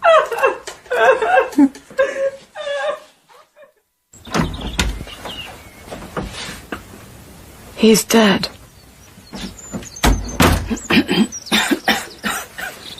The king sent from Flanders. He said he wept for your loss. Yes. He's dead. He was never strong. Perhaps these few years were all he... Is that what you've come to say, sister? These few years were all that God chose to grant him? More than me. You had him for a season. You came to tell me that? No. It's something else. I could always tell. Something else. There has to be an act of succession now. What do you mean? Now that you have no heir. I may. It's not the end. I may still. George and I, we may still. Oh, grow up, Anne. If it hasn't happened by now, it won't. You have to accept that. By God's grace. There's something wrong with both of us. Face it. 2 women, no children. Living. No heirs. Are you glad that now I'm like you? Barren. Is that supposed to make us equal? We have a duty to the future. These things must be settled. God, you really are suited to that Dutch dwarf, aren't you? He didn't even bother to save his bum boy Bentinck. You're a pair of damned cold fish, Mary. That's not true. You know nothing of my life. And you nothing of my grief. Nor you of mine. There needs to be continuity. The nation has to know who will follow on the throne. Sophie of Hanover... Stop it! Stop it! My beautiful boy is dead. Do what you want, but just go. Leave me alone, Mary. I never want to see you again.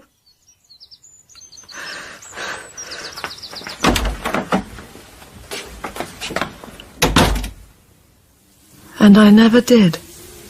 Within 9 months. 9 months. She was dead of a fever.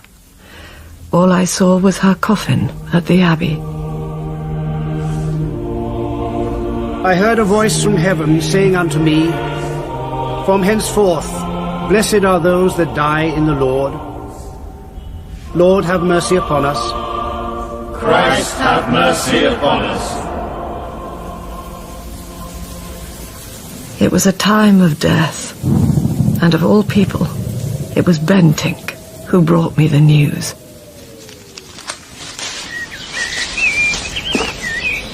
What are you doing here? I thought the world was done with you. The world pretty much is, Princess. More conditions? More privations from your master? The first time I saw your sister, it was in a garden. She thought, or pretended to think, I was a vicar. Big mistake. But this is a lovely garden. You know, There's very little I should care to know from you, sir, since it will only ever be bad news. Please say what you have to say and go. A letter from your stepmother. What? I am sorry to have to tell you, Princess. Your father is dead. 4 days since. The letter from his wife... But you've read it? No, William's people have read it. They read everything. I refused. I am done with all that, at least. I heard it was as easy an end as it could be. That he forgave everyone. That he still wants his son to be James III, but if that cannot be, then his daughter to be Anne I. Can I trust you? I'm the only person you know with nothing else to lose, Princess. That's why I was sent by William to warn you that he will not permit full mourning. You must take a degree of care, and if you do, you will rule this nation after William. And if I may speak further... Go on. If I have learned anything from serving William, it is that the monarch can have no one from whom he or she cannot walk away in a moment. I don't believe that.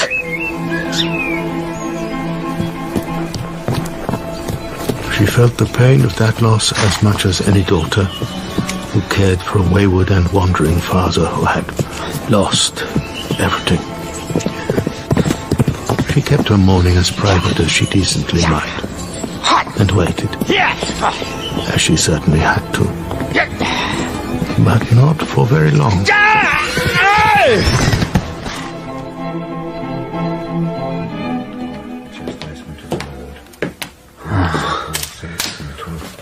You've come. You called? So it began. So it ends. It's just a broken shoulder. It'll mend. You'll be up in a week and facing Parliament and wishing you were back in bed. You remember the first time? You said, friends don't lie to each other. I also said, friends stick by each other. Because you were my friend. That's why I could do it, because you were. To be alone. Oh, to be a king, Annie, is to be prepared to do the worst thing. The necessary thing. Anything else is weakness. You know that. Don't lie. Tell me the worst thing. You've been sick for a long time. You were never strong, except in heart and mind. This is just the final tumbler turning. The door is opening. And I will see her again. I missed her when she died. I had come to care very much for her, whatever you thought, honey. I loved her. I love her. And I miss her. I can't really get in beside you this time and make it better. It's the job. Dying like a king. You'd best leave me to it. Go back to your garden. Goodbye, Will. Bloody Louis. Gonna love this. With me out of the game, Europe's his. All he had to do was live forever. Bastard! French bastard!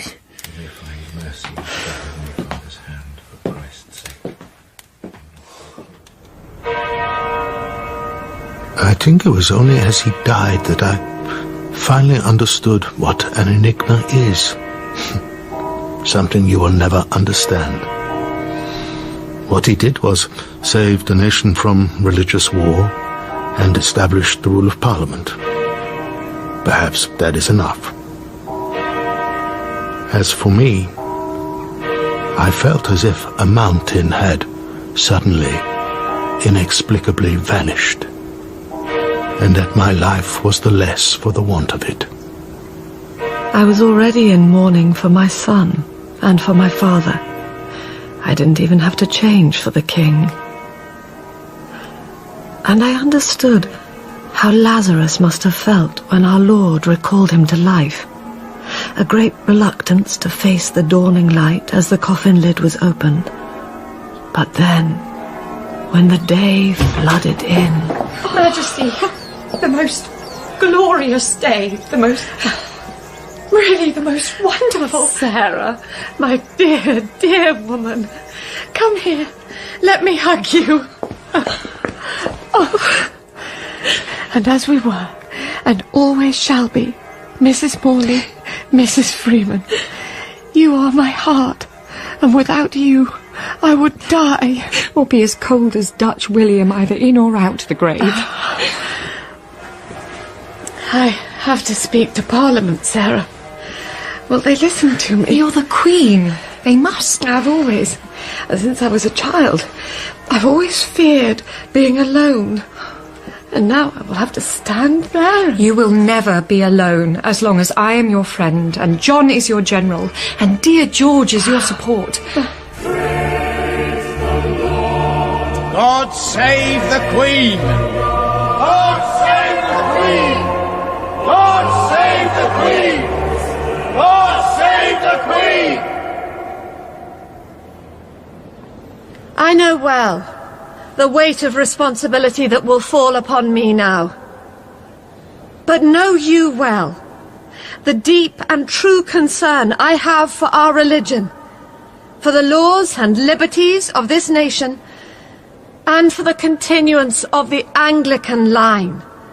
Rome will never lay a hand upon my throne.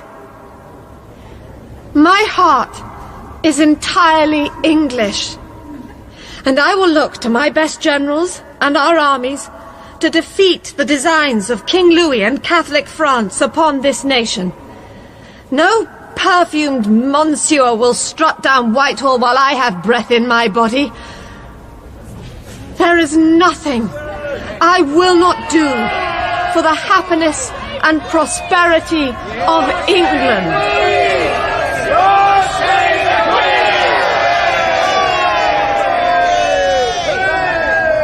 To mark this new start in our nation's history, I will dissolve Parliament and call an election, so we may go forward together in a spirit of amity, since it is my earnest desire to bring about, as soon as it may be done, a true union of the Parliaments of England and Scotland. This is not a good idea. What isn't, Lord Halifax? The Act of Union or the election? This overturning of the Whig ascendancy. I can see why you wouldn't like it, Halifax. Nevertheless, an election there will be. And if I'm not very much mistaken, a Tory ministry will follow on. And Mr. Churchill will get his money and go and fight his wars. But only, Halifax, if Parliament votes the fund. The Queen wants it. It'll happen. And do you say Louis is not a threat? Is my half-brother James, the so-called Third of England, not waiting to land on these shores and declare himself king with French arms? And what about Scotland? If our parliaments are separate, what's to stop James landing there and being declared king? You say you want peace. So do I. But not at the price of French dominance. Well said, Majesty. How does the council feel about it now? She surprised them all. They thought, here's the fat lady. Keep her happy and she'll do what we want. They forget she had a voice of her own and opinions of her own. And Johnny Churchill got his gun, Annie got her war, and England got her hero. What now, darling? I think some peace and quiet. Fat Annie has done us very well with land and money. We should try and enjoy it.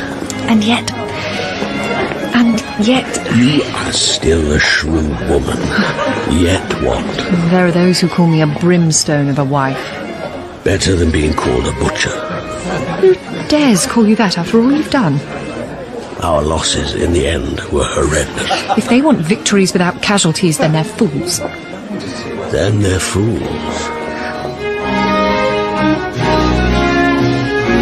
Majesty, yeah? Please. Unless I could bring you anything. Jelly? Sugar plum? No, thank you, Halifax. I'm happy to watch the dancers. I used to like dancing when I was a young man. I used to like dancing when I was a slim woman. Majesty, your stature is suited to your august self perfectly. Does that mean anything? Or is it just wig flummery, Halifax? Could I fetch you a flummery? I hear they're delicious. No? Well, perhaps it means, madam, that we, on our side of the house, would be your friends, if you allowed. And would that allowing mean more wigs in my government? It could do with rebalancing. The budget is strained.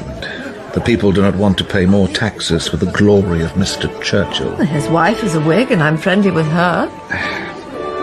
You won't listen to me, I know, Majesty, but his wife is... You are right. I won't, my lord. But I will say it anyway, since it won't make you like us any the less. She's ambitious, unstable, and dangerous. I say that as a Whig. You say it because she has a temper and is not afraid to stand up for herself. But what if you find someone else standing up in her way? Good evening, Majesty. Enjoy the dance.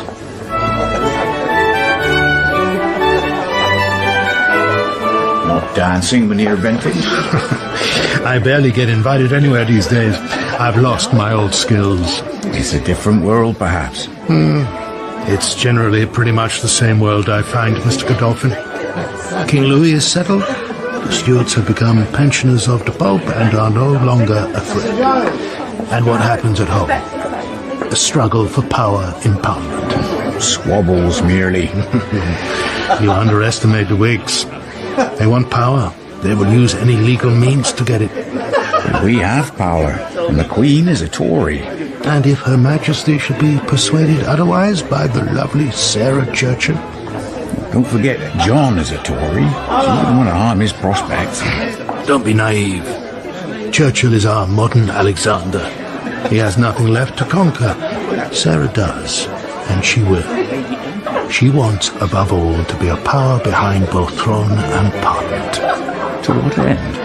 For the true aficionado, power is an end in itself. I believe things are settled. And there is always George. George? The Queen's husband. Oh, yeah, that George. Nobody counts George. The Queen counts George. And he has not been well of late.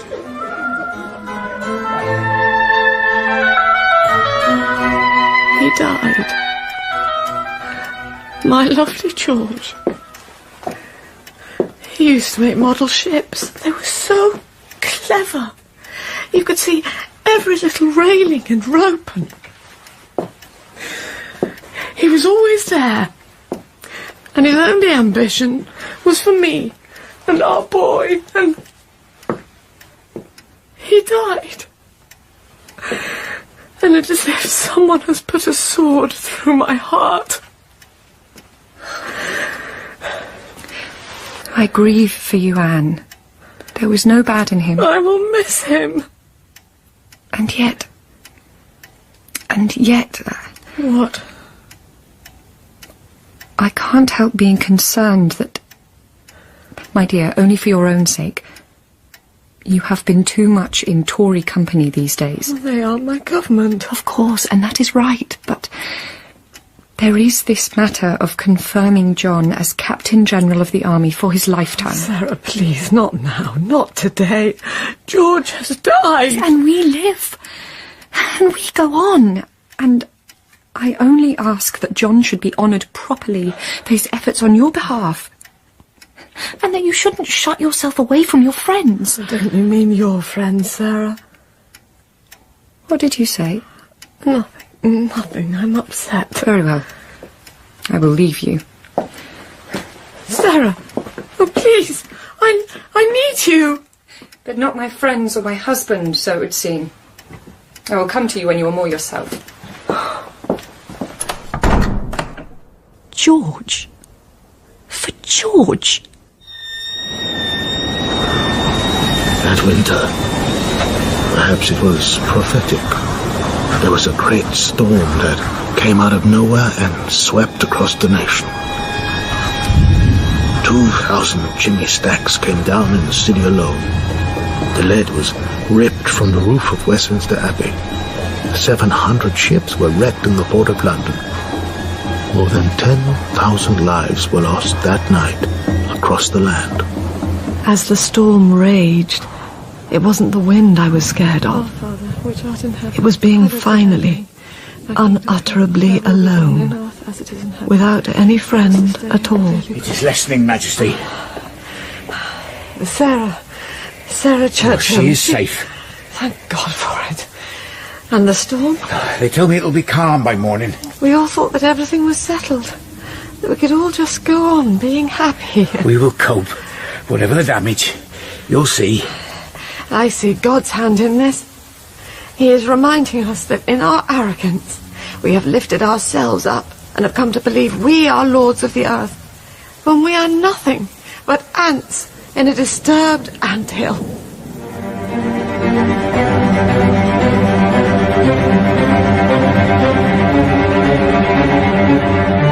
"40 ships of war. Casualties were high. The fleet will not be fit for purpose for 18 months, our estimates say." Then we should not even think of increasing the war budget. Lord Halifax, if I may. Majesty, of course, forgive me. I'm only anxious to ensure the quickest recovery possible. But I am more anxious to make it clear that this warning from God will not go unheard. I want a national response. A national fast, perhaps. 4 days of mourning and reflection. And above all, I wish to underline this nation's indissoluble bond with the Anglican Communion. Everything we are, our very national souls are Anglican. We must hold to that belief more strongly now than ever. Majesty, we hear your words. So do we, Majesty. And draw your attention to the fact that Anglicanism is not the only Protestant religion in this nation. And indeed, if we are talking of Protestantism, we might say it is the least of them. And we, on the Whig side of the House, view with the greatest suspicion any increased support for the bishops and their palaces at the expense of the people and their simple houses of worship, be they barn, hedgerow or chapel. Whig rubbish. The Queen will have it so. This measure will not go through the lower house without Whig support. Perhaps the noble lord might make himself a little less obscure. Lord Halifax? For too long has Mr. Godolphin controlled the exchequer and the direction of this nation. It is time to balance the Queen's government with the honest weights of Whig England, not the capricious accounting of Tory self-interest. Mr. Godolphin is my friend, sir. I trust him, and I intend to stand by him.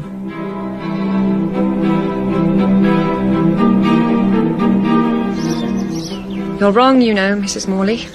How so, Mrs. Freeman? He's got to go. Godolphin. The Tories really are getting above themselves.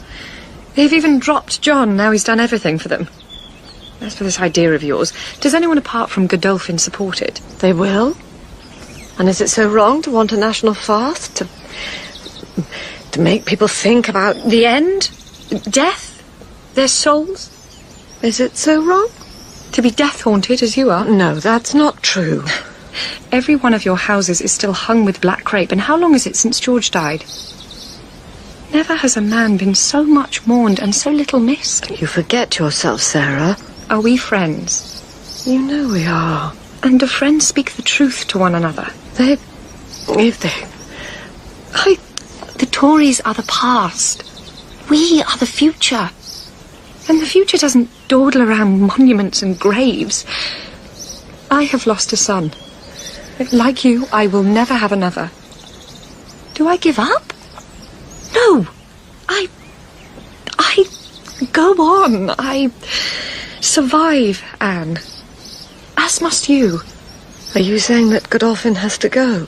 If you want your national fast, if you want a government that works smoothly, if you want John to be your Captain General... But the Whigs are against foreign wars. The war is over. We live in a time of peace. It would be only too easy for your Tory friends, or the Whigs for that matter, to turn John out of his place as this nation's greatest leader. I want him secure, as I know you do too. I will think about it. Is that how Mrs. Morley sees her Mrs. Freeman now?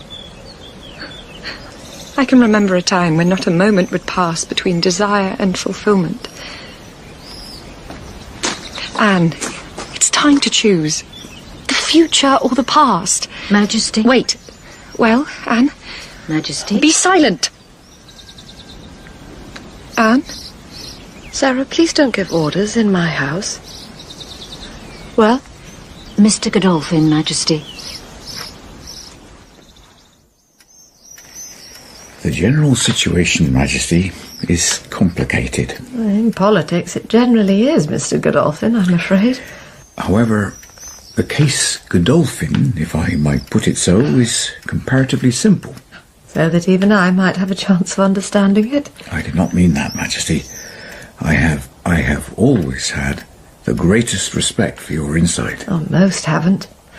They think I'm a fat, broody, death-haunted, God-driven.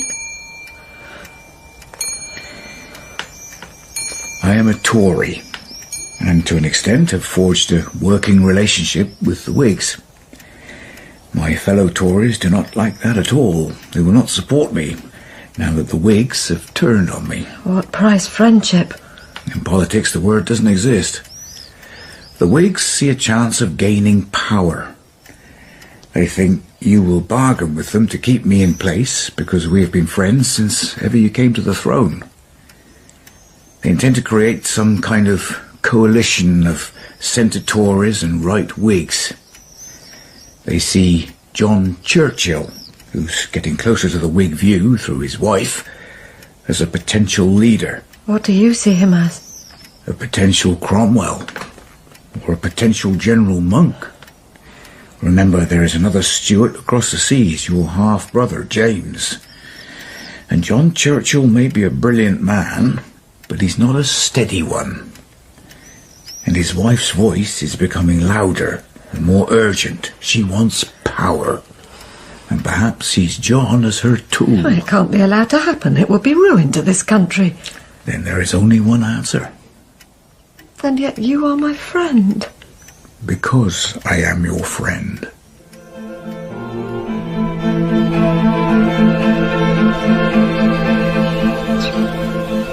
She what? Has dismissed me. She has dismissed you. I actually lost my temper. Hasn't happened in years. I threw the letter in the fire. She dismissed you by letter. Great thanks, forever honoured, always in her mind, in the nation's mind. Glad she gave us the estate and the pensions. Won't be short of a few bob, you know that kind of thing. I think she's gone insane, John. Quite mad. I think she's gone quite sane. What are you talking about? The bluff failed. Godolphin is going too. Yes, I was there when she went to talk to him. At least she had the decency to do it face to face. But if he goes, I go. She has to have a price. Quid pro quo. But you're her friend, John. Her general. Just as Godolphin is her chancellor and her friend. Maybe she's right. Maybe it's time. There's been enough blood. Louis is settled. Let old soldiers fade away, eh? John, I have never been in the habit of fading, and I do not intend to start now.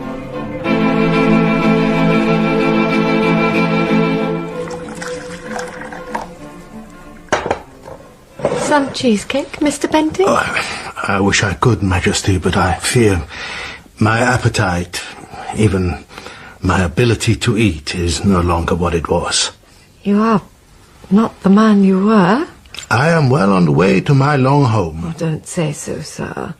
I can see it as clear as you, Majesty. Is that why you came? I wanted to say goodbye. We were never friends, but I have come over these years to find considerable respect for you, Majesty. I wish to tip my hat one last time. Thank you, Mr. Bentinck. I think my sister held you in high esteem. I know you're in there, and I will see you! It seems I am to be left content with my enemies, Mr. Bentinck, and at odds with all my friends. To be a queen, Majesty, is to be prepared to do the necessary thing. Open this damn door! Shall I let the lady in as I go out? If you would help me stand, please. God bless you, Anne, and may he lend you his strength.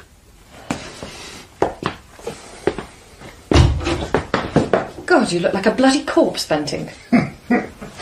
And good day to you, Lady Marlborough. What in God's name are you up to now, you stupid fat...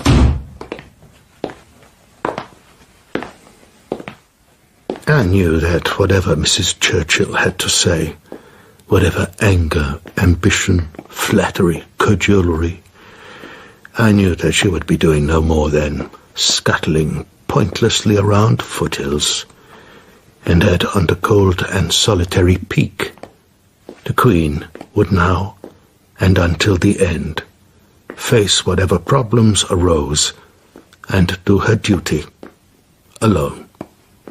The last of the Stuarts to rule her nation. Me? I didn't even really like England.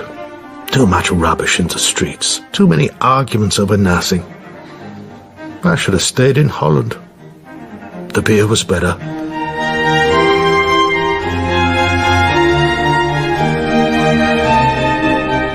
In Myself Alone by Mike Walker, Queen Anne was played by Fenella Woolgar, William III by Nicholas Murchie, Mary II by Amelia Lowdell, and Hans Bentinck by Jonathan Coy.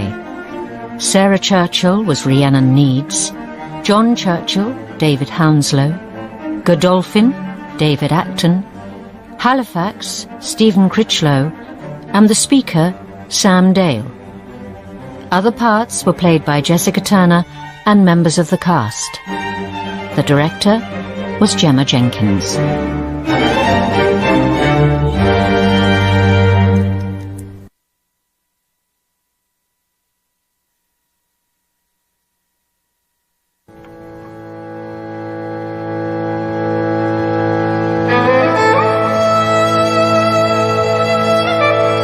The Stuarts. Who Dares to Be Free? By Mike Walker. The story of Charles Edward Stuart.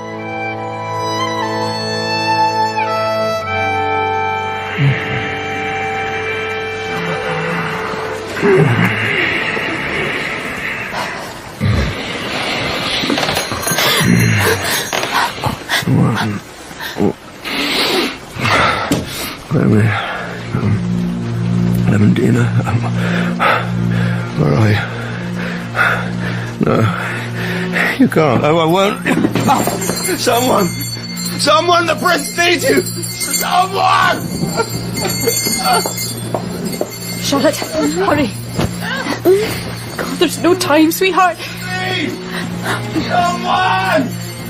God, help us.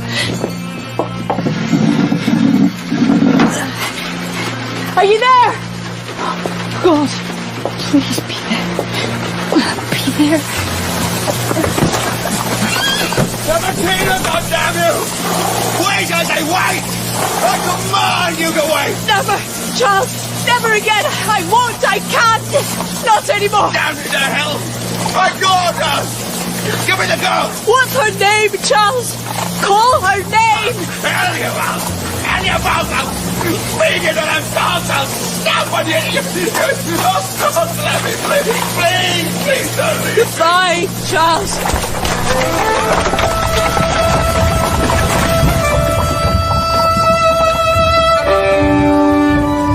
It wasn't always like that. Once, Charles Edward Stuart was not the dark past, but the bright future.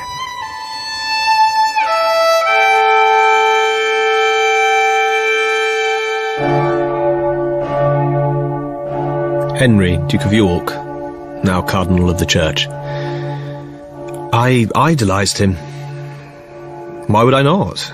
He was my big brother, and he was everything a big brother should be. He rode, he played golf, he shot. Above all, he walked. Well, we walked. Miles and miles and miles. Carlo, you don't have to take your shoes off. I don't have to, Hen. Not today, but when I do... When is the future King of Great Britain ever going to have to take his shoes off? Well, when he goes to bed, for instance, or has a bath, or goes swimming, Be sensible, Carlo. I am. I need to be prepared. I know they're backwards in the Highlands, but they do have shoes. Well, some do, some don't. But here's the thing. If it comes to it, and I don't know what's going to happen or how it's going to happen, but I need to be... I'm a prince. Brought up in Italy. I've had dinner with kings, heard mass with the Pope. Don't tell anyone that, ever. Word of honour. I wear silk. I have diamonds on my buckles, a hairdresser and valet. Look up there. An eagle. Is it an eagle? I think it's an eagle. It's our bird. Scotland flies free. Hunts where he will. Hen, if I'm going to ask men to die for my cause, then I better be prepared to march with them and bed down with them, eat with them, fight with them, and bloody well take my shoes off to cross the river with them. All or nothing. Is that what generals do? Generals have armies. But King Louis promises everything and delivers nothing. He doesn't believe it's going to happen, Hen, any more than His Majesty does. But you know Dad has given his life to regain the throne. One attempt, 30 years ago, and now he sits on Rome at the Pope's feet, sweeping up what scraps fall off the table. Doing nothing! That's cruel and that's wrong. Is it? Is it? I happen to know he's received a letter from London, from our friends there, advising him to ensure that no Scottish project should take place without England taking the leading role. What? Oh, and the King replies, His Majesty agrees with his friends in England that no project should be in which England does not have the premier voice. Project? What project? There's a Scottish project. You're going to Scotland. It's where we came from, Hen. It's where we'll build the future. I didn't know. Why didn't you tell me? Because you'd want to come too. Of course I bloody would. If you think you're going off... Hen, stop. If I die over there... I'm not afraid of dying. I know that. Only you can't afford to die. After me, there's you, but after you, there's nothing else. The Stuarts are finished. It's us or no one, brother. It's not fair. I don't think fair has anything to do with it. It's what we are, what we were born to do. No. It's what you were born to do. I'm just the insurance policy. Fine, you're right. But it's never going to happen if we sit here on our asses talking. I mean to act. And what does the king say? But you have to understand, Carluccio. We must be cautious. I understand they're not going to give us our throne back. We're going to have to take it, Father. It's been tried. I tried it in 1715. I failed. I won't. You can't know that. And God help me, I don't want to lose... And your father didn't want to lose the crown and did nothing to stop them taking it. And guess what happened? They took it. He was a good man. Nobody is disputing the fact he was a good man. He was also supposed to be the God-anointed King of Great Britain, and so were you. King James the VIII of Scotland and the III of England. Instead, you're king of a few acres in Rome and a pension from the Pope. There's been too much talk. I'm tired, Carluccio.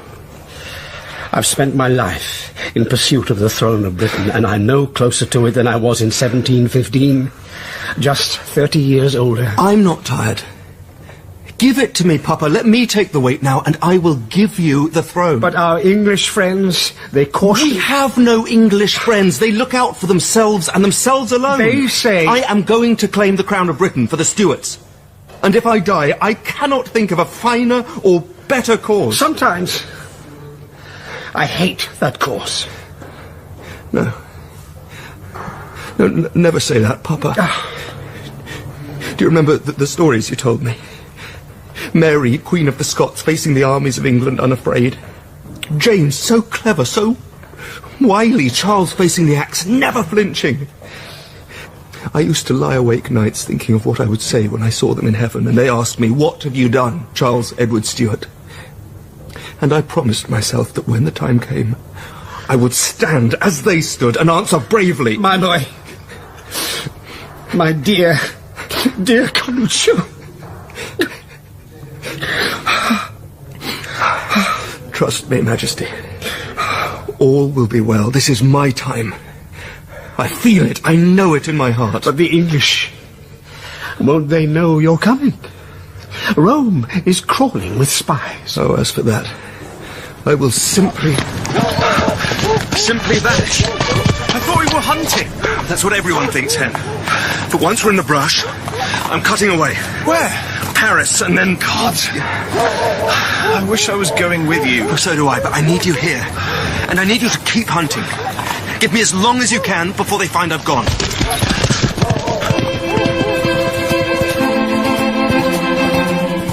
He crossed Europe secretly, with one servant, sleeping where he could, eating if there was food, going without if there was not. He dressed as a courier and carried saddlebags.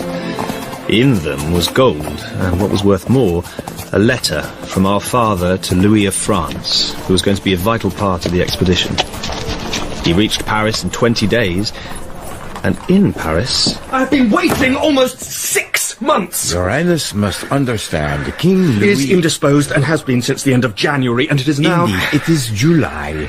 And what a very fine time... I don't care about the weather, I care about the troops. Louis promised about the ships. Louis promised about the cannon. Louis promised... You have to understand. There is the Austrian question. There is the Spanish matter. And... When is King Louis going to keep his promise to my father? His Majesty has one overriding concern, sir. To maintain France as a central power in Europe. It suited that policy to support your father in the past, but now... well, things have changed. Then I will go with what I have. Well, sir, you have nothing. Sir, I have a ship and 7 men. You joke. I never joke. Well, it's not funny now. You'll see. All I see are 6 men standing on a hillside, freezing their arses. 1 servant at your service, and the prince of nothing much at all. Oh, the French ship clearing off as fast as the wind will take it. See, Angus? Funny. And you should watch your tongue. We're not in Italy now. Aye, we're deep in the shite. Oh, come on. You're glad to be back. I was glad to see the back of this place 20 years ago. I liked it in Italy. I even liked it in France. Oh, don't worry, gentlemen. They will be here. And if they're not... They're there! On the hill! Lochiel, and how many, Angus? Ah, I'm no that hand at counting, you know that. And there, I told you they'll come, they will come. Aye, and a powerful load of them too. He was right, and that day he raised his standard. He knew that in every Jacobite house, at every Jacobite hearth, there were loyal hearts that would beat all the faster, knowing their prince stood on Scottish soil. As he came south, more and more pinned on the white cockade and joined the ranks. By the time they reached Perth, there were near on 3,000 men under the prince's banner, and they loved him as he rode by on his fine white horse, in his tartan trews, sword held high. What are they shouting? Charlotte. Gaelic for Charles. Well, I'll be their Prince Charlie if that's what they want. Oh, I'd say they want it well enough. They love me, Angus. Look at them. Aye, they don't give their loyalty easily, but the man that has it... I can breathe here. For the first time in my life, Angus, I am truly a free man. I can see it before me, all of it. All of it. God save the King!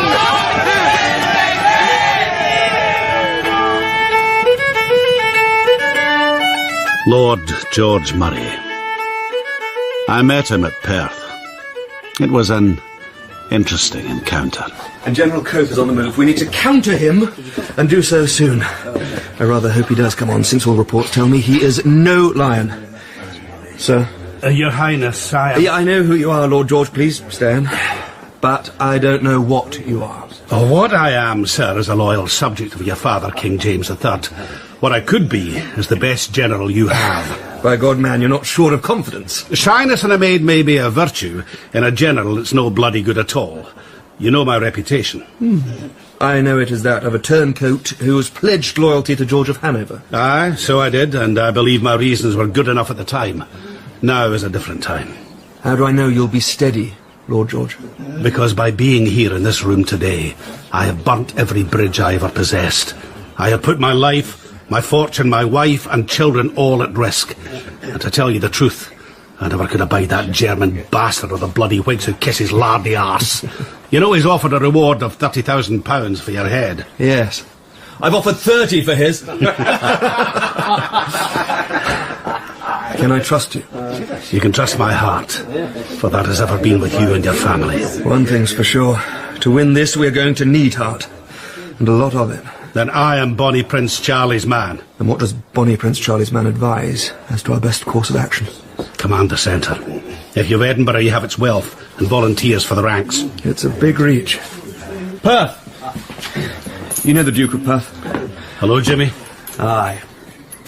I'd not think to have seen you at this table, Murray. Under it with the dogs, maybe. Lord George thinks Edinburgh. Lord George thinks only of himself and his own advantage. What do you think? I think I command your armies and not him. But both for the house of Stuart, man. Pish, man. I suppose it'll suffice. If we can take it and hold it. Then we'll do it. And then we'll see to Johnny Cope and his army. What do you reckon they'll fight? Could be messy up and down all those lanes. It's quiet. Very quiet. Too quiet. Let's see, shall we? God save King James!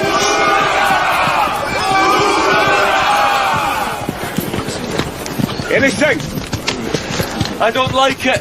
You'll like it a damn sight more than they will, Perth. I say we advance. I say you're wrong. I say it's a trap. I think they're crapping themselves at the thought of 4,000 hairy-arsed Highlanders loose in their town. Aye. They're probably burying every silver spoon they've got right now. So, we attack. The decision's not yours to make, Murray. I'm the commander of this army. I say we throw out siege lines and wait. Perth, the white cockade in your hat. I forgot mine this morning. May I? But, of course, Highness. Thank you. What are you about, man? Sir, it isn't wise. I think it's a day for a ride into town. There could be an army there. But I don't think there is. I think they're waiting for me, and I think that if I go to them and I promise they're safe and there will be no reprisals, no hairy-ass Highlanders shagging their dogs and daughters, they will come to me. All it takes is one man in a high window with a musket. No.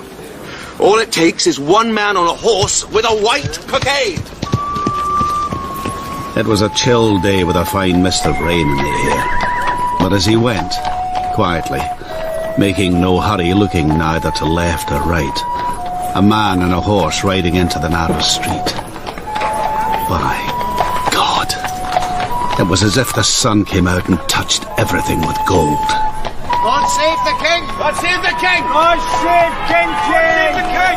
God save... Charles in the city. It was something to see. Looking down from a third-storey window as he rode by that day, there was something about him, a sweetness, a strength. It was a Sunday he rode down the mile, and the heart was irresistibly drawn back to that other Sabbath, Bible-storied under a hotter sun, when a man rode into his destiny. No reprisals. Church services to proceed as usual. Oh, and, keep the men in order. Any misbehaviour, come down on it hard. These are our people. They love you already. Love can wait. Johnny Cope won't. He has to respond to the loss of Edinburgh, otherwise his own loss of face will be too great. For once, I agree with Murray. Well, if you two agree, the English will be easy. But never say that. Cope outnumbers us 2-1, and he's got cavalry. We can cannon, though. Still stronger than us, and his advantage in numbers. We have to avoid a face-off. We'll harry his forces, small attacks, nips and bites. We'd be mad to stand man-to-man with him, you mean? Night attacks, cut his supply lines, force him to retreat, and that's a victory for us. Really? A strategic victory. It sounds like no victory at all to me. We have to cut our coat according to our cloth. For once, I agree with Jimmy. And I agree with neither of you. Muster the army. Men of Scotland, clansmen, comrades, I've an apology to make to you. Aye, it's true, I've let you all down badly. I can only confess my fault and pray for your forgiveness. What the hell is he doing? He's running mad. The English General Cope lies a few miles away with his army. Over 4,000 of them. They outnumber us 2-1. And I am so sorry, lads. Because 2-1 is no bloody odds at all for a Highlander. You'll finish them before breakfast and be asking, "Hey, Charlie, where's the real battle? We've not got half stuck in yet."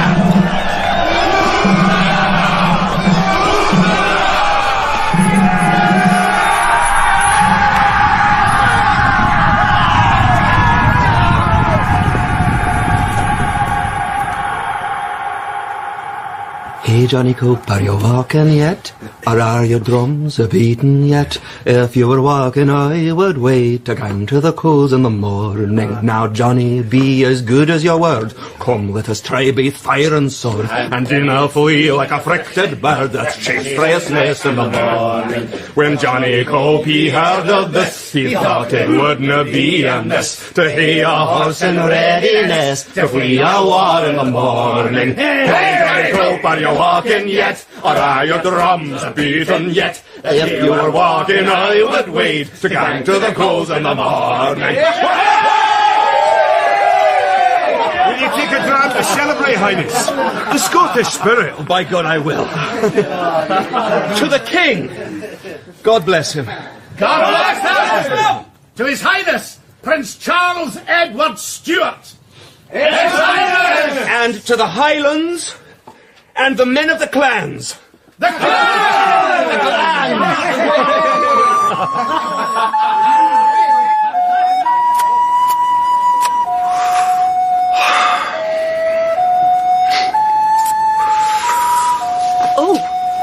I didn't realise, Your Highness. Well, I have discovered that an Edinburgh drawing room is much scarier than an English army. But they all love you, sir. And I love my pipe, and have escaped the rout for a while. I'm sorry, I'm disturbing you. You are not so, ma'am. But it is a cold night. Here. Oh, I cannot. What? Wear the Pretender's coat. You'll be cold. A man with a pipe is never cold. There. Then thank you. It was a great victory. No, it was a small thing, but it was a start. All the way through, people have been warning me, you haven't enough of this or that or the other, you can't, you mustn't, it's madness. And they're right, it is a kind of madness. The belief that if only I give everything, throw common sense to the winds, and like a clansman in the battle, rush forwards regardless, only if I listen to the heart's call will this be done. It will be done. Do you truly believe that? I believe it as I believe that God is above and that even I, a sinner, will be saved. Highness, they're calling for you within... What's your name? Clementina Walkinshaw, Highness. Charles. Call me Charles. Now I must go. Oh, your coat. Keep it.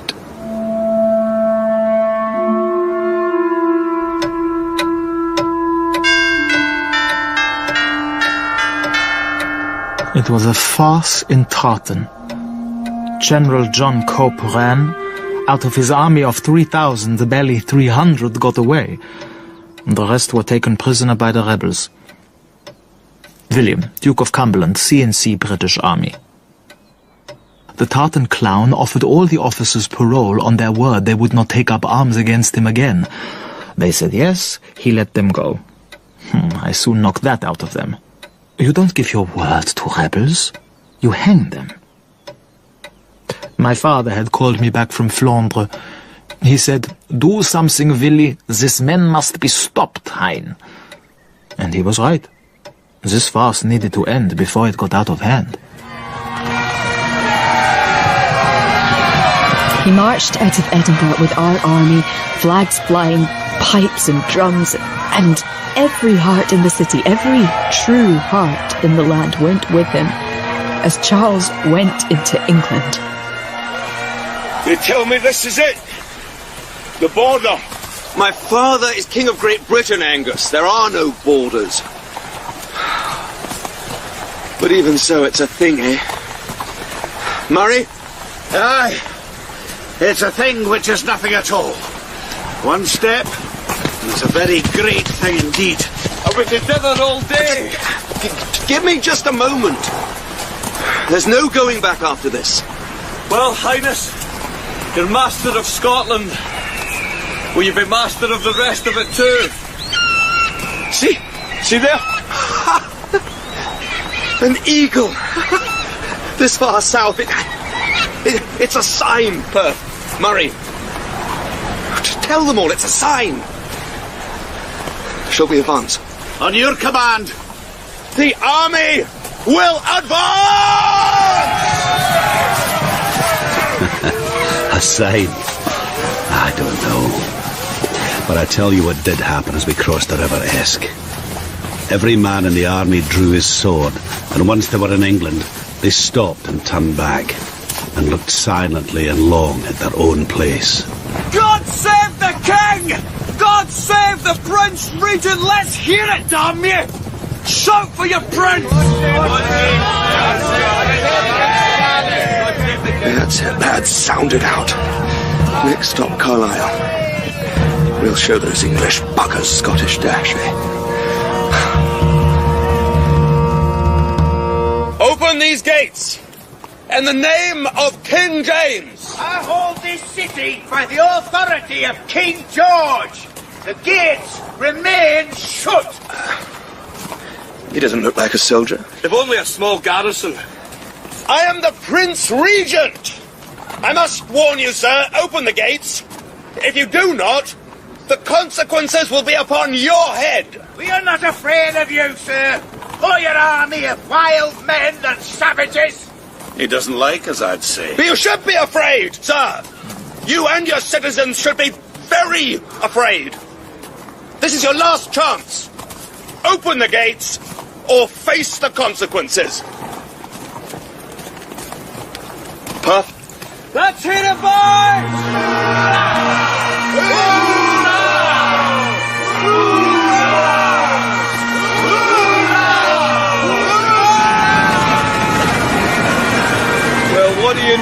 opening the gates after all. Shall we go? Now, every man remember, this is our country. There will be no misbehaviour. Each laird to be responsible for his men.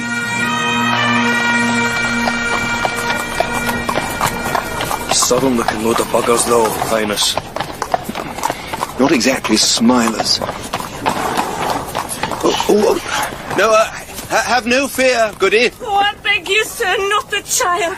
Not my girl, please. I beg you. I beg hush you. now, shh, no. Don't let them eat her, sir. Please, she's only a babe. Nobody, goody, is going to eat anybody. Tell your friends. And tell them to tell their friends. We do not eat people. Although I can think of a fat German sausage I wouldn't mind sticking a fork in. Lord, Angus, these folk are simple. Most folk are, Carlo. On the whole, they mostly are. Come, gentlemen. We've been days on the march. Time for a comfortable night. Advance! Up! Fix bayonets! Present bayonets! Prepare to receive charge! Hold! Shoulder! Arms! Sir? Again, Major? It's late. The men are tired, sir. Their supper... They'll wait. Again, I say, 10, 20, 50 times, until they do it without thought or fear when 1,000 savages throw themselves out of the rain and mist. Like clockwork, Major, I want them wound up tight and ready to go wherever and whenever I need them. And then we march north, and then we finish this thing. He's coming, sir. Berwick, Preston, Manchester, Derby now. He's coming, you can be sure of that. He wants London. That's his target. Again, Major! Again! Advance! They're happy.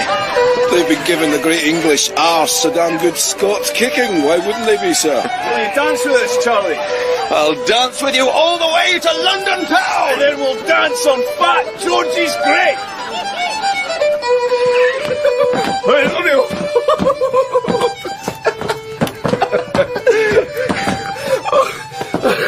Dancing's hot stuff, even on a cold evening. A dram or two will sort that. They love you for it. They do. Yes? A Perth! A glass of something? We need to talk, Highness.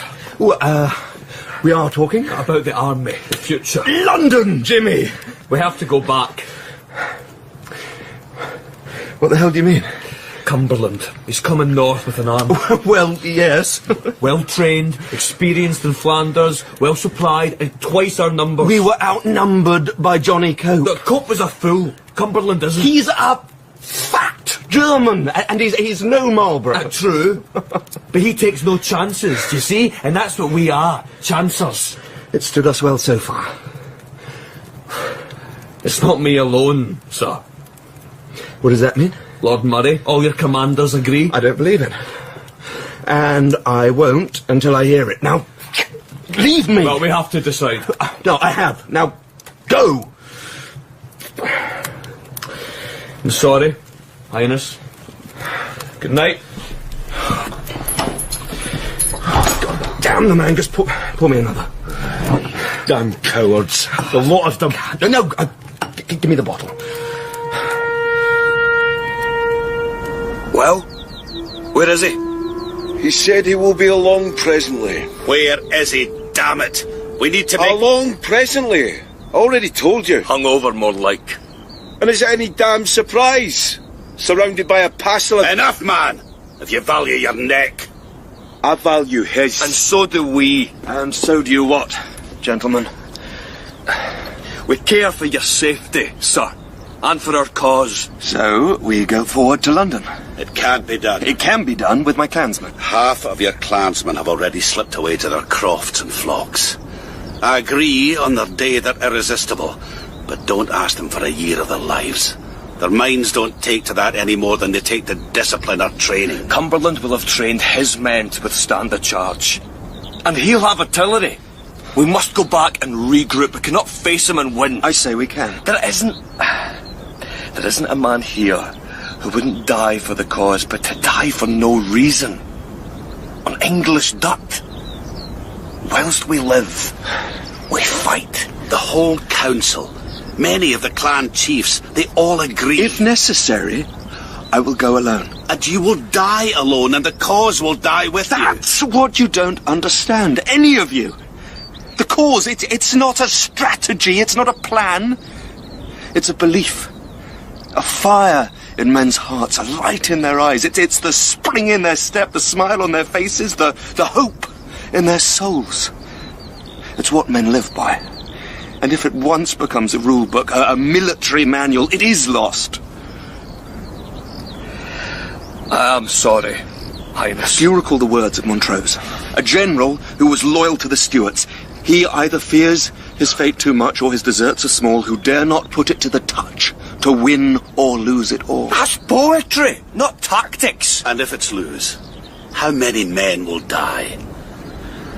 The decision has been taken. The army will march back to Scotland. Cowards! Bloody, goddamn, crawling cowards! Here! Take this. At least be men and shove it into my heart here and now. There is no choice. Put your sword away, sir. There'll be work enough for it soon when we fight with the advantage of home ground. Enough! As you wish, gentlemen. You'll excuse me. And so the army came home. Oh, with flags flying and the drums and pipes. But they came home, and one man there knew they would never, ever set their feet so far south again. Folk were glad to see their men back, glad to have their prince amongst them, but after Derby, things were never quite the same again. Advance! Up! Fix bayonets! Present bayonets! Prepare to receive charge! Hold! Shoulder up! Sir? Good, Major. They are good. They may take the blindfolds off. They could do it in their sleep by now, sir. Exactly. Better training, better equipment, better tactics, greater forces. It's not a general's job to be dashing. It is his job to do the job. And that's just what we'll do, Major, on the tartan clown and his rabble. We'll follow him north? We will chase him north. And we will catch him, and we will destroy him. And the job will be done. Henry Stuart. Were they right, my brother's generals, in making him turn back? I had at last got Louis of France to move on our behalf. He promised troops and ships to sail for the south coast of England if Charles defeated Cumberland. If Charles had known that, if his generals had known it, then how full would their hearts have been? Would even Cumberland's clockwork soldiers have been able to resist the force of that charge? But we could not get word through. They never knew, and they turned back. Who knows what might have been? We had no choice. He didn't understand, he couldn't understand. He was like a firework rocket shot into the sky, scattering trails of coloured light, but sooner or later it must fall back to earth.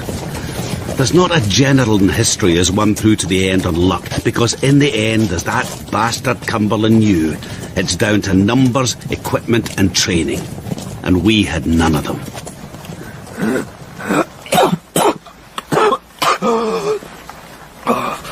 What am I supposed to do, Angus?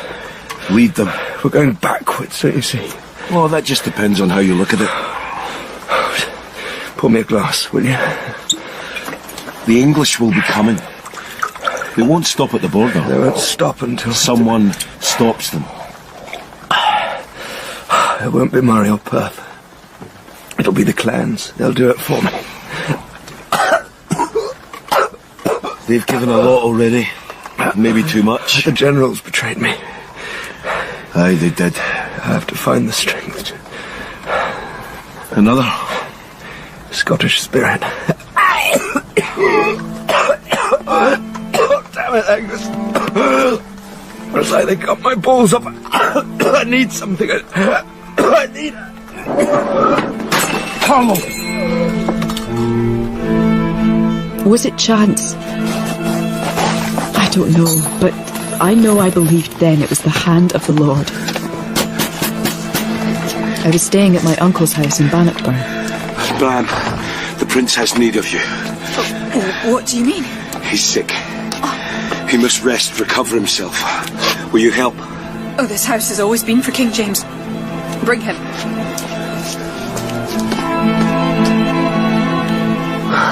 No, for the love of all things holy. No! You cried out, Highness. Are you... Where am I? Shawfield House. Bannockburn. You were ill. Can I call someone, or is there anything? Some water. My throat. I'll ask. No, but please, if you don't mind, just some water. But your man, Angus, is... I know you, Mum. Do I not? We met? No, stop, wait, let me. I used to be well known for my powers of memory. Of course. Edinburgh, on the night we defeated Johnny Cope. You gave me your coat. I have it still if you want it. That's better, thank you. I was dreaming, I think.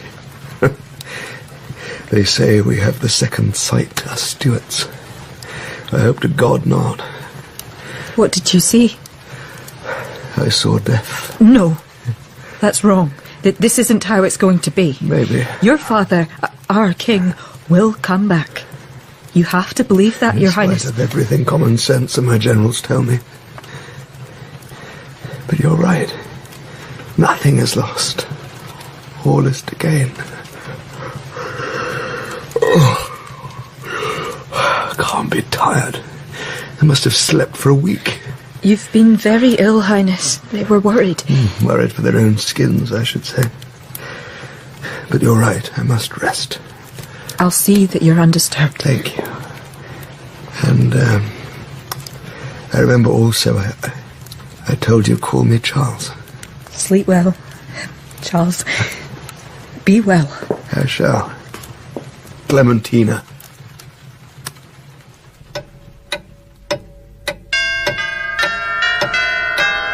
As we followed him north, we came upon the garrison he left behind at Berwick. They had cannon, a few. They had arms and ammunition, a little. And they had courage, a great deal. But common sense, they had none. By order of the Commander-in-Chief, you are sentenced as rebels against His Majesty George II of Great Britain and Ireland. More for you fat German bastard! He's not my bloody king! Lord assassinate! Go back! You are sentenced to hang! Get on with it, man! On your English king! God save Prince Charlie! Now! There could be no confusion in his mind. He knew exactly what would happen to rebels. He knew exactly how outgunned and outnumbered he was. We did not start it, and he could have ended it at any time. All dead, sir. Next batch? And he must have known that if he did not bring this pathetic farce to a close, I would.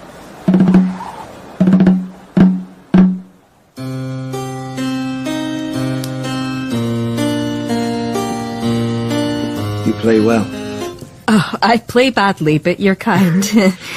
We were taught to be kind. When you were... Wandering around Europe, we were gypsies. It's been something of a thread running through our history as a family, always wandering, never settling for sure and certain. Looking across the water at what we hope to have, at what we've lost. Nothing's lost yet. Mary coming from France, hoping to be a queen.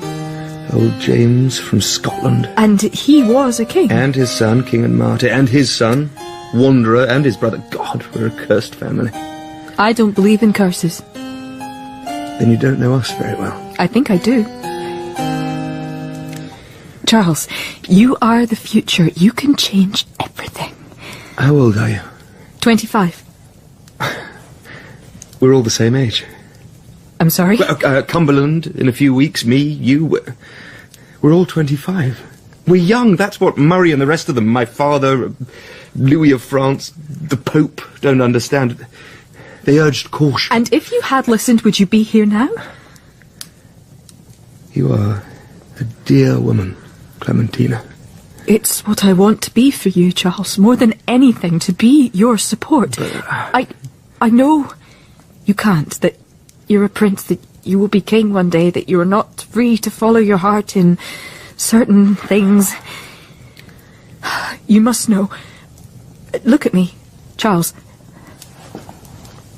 I would give everything for you. For the cause? For you.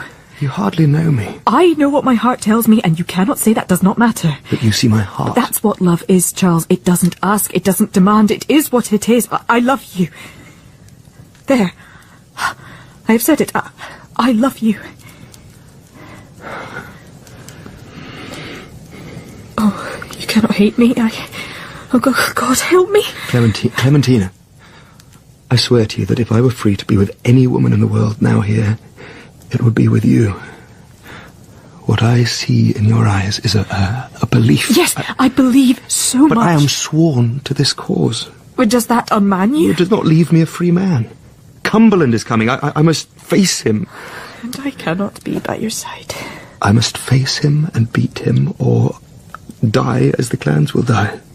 There's no other honourable choice, you know that. Don't you? We three are part of something so much greater than ourselves and what we want.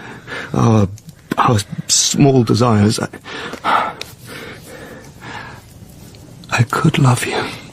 Just hold me, then. Give me that.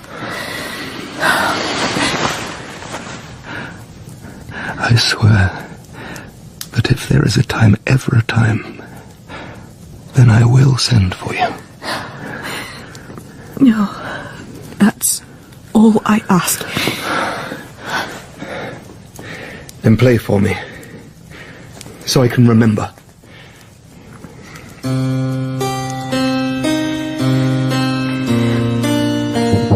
Come. Ready for you, sir. Thank you, Angus. Tell them I'm coming. No, don't turn around. Just play.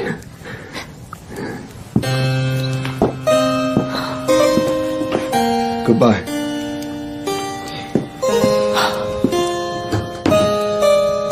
I sat and played, and wept as I played, and I think I believed him that day as he went to risk everything for the dream of a Stuart king. I think.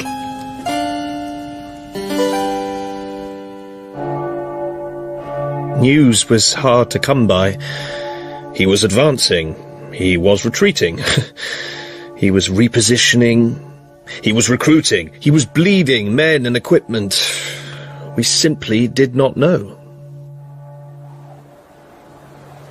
And so we came at last to Culloden Moor, outside Inverness. A damn cheerless place to make our stand. The wrong damn place to make us stand. But he had long before stopped listening to me or to any man. What voices he heard, I know not. Maybe it was history. Go on, Lord George. It's the wrong ground, sir. It's Scots ground. It's a moor. Flat land and perfect for his artillery and cavalry. You think so? Everything I know tells me so.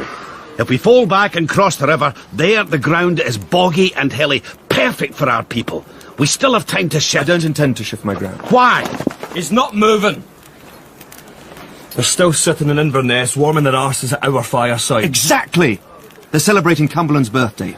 He's 25 today. Well, happy birthday to And by tonight, every man in his army will be rum-fuddled and full of celebration, which is when we hit them. Out of the night, Lord George. No quarter given.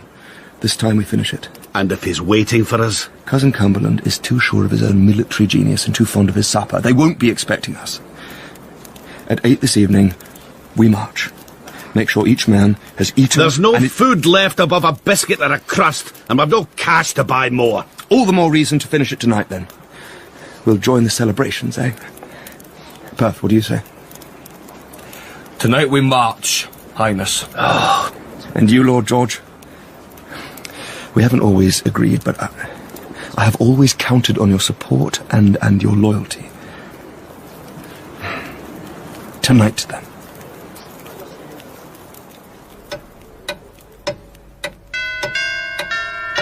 He might have done it. It would have been a fine stroke if he had. A night march. An attack in the dark. We would have been stretched, I freely admit it. For once, he was not a clown, but a general.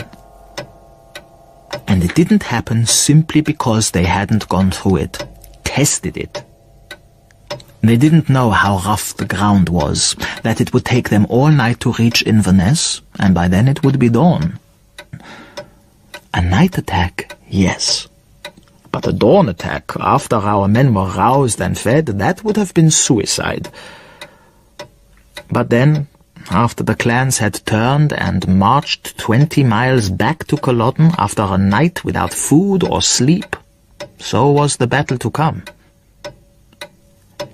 It took 1 hour, 60 minutes.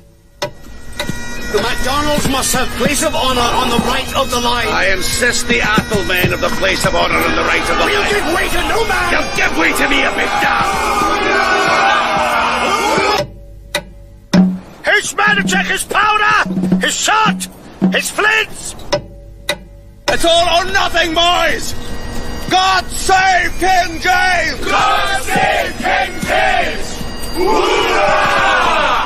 We formed up in 2 lines, a stone wall protecting our left flank, hillocks protecting our right.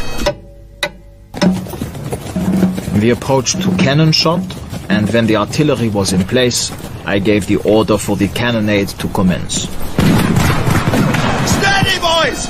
Steady! Our time will come! We had left most of our cannon behind on the retreat from Derby. We were ordered to change to grape shot and concentrate on the mass of the Scots troops who were effectively trapped between rough ground and a walled enclosure. Hold it! Hold back! Keep your positions! Hold steady! For the love of God! Hold steady! It was a turkey shoot. They went down in lanes. The ground was wet with blood. Bugger this for a game of soldiers. Clan Sutton! They were too far away. There's too much ground to cover. They had one tactic, and one only. The shock of the charge. Present! Aim! Fire! Front rank! Rear rank! Forward! Present! Aim! Fire! For the love of all things holy. It was as if the turkeys presented themselves to the butcher and clambered into the pot. Someone must see to the prince! Take him off! Take him away from here! Turkeys. Turkeys. Just so many turkeys. Sir, you must go now. We must save what we can. Oh, damn you, Murray, I will not! We can still take them. If I'm at the head of the clans, they will follow me. We'll go forward together. There are no clans. There is no forward. And if I cannot rule as a king, I can at least die like one. My God, man, it would be a glorious thing. But he did not. In the end, he listened to other voices. We must fight on. Without you, the cause is lost. Your father could not bear it. And he ran. We lost 300, killed and wounded.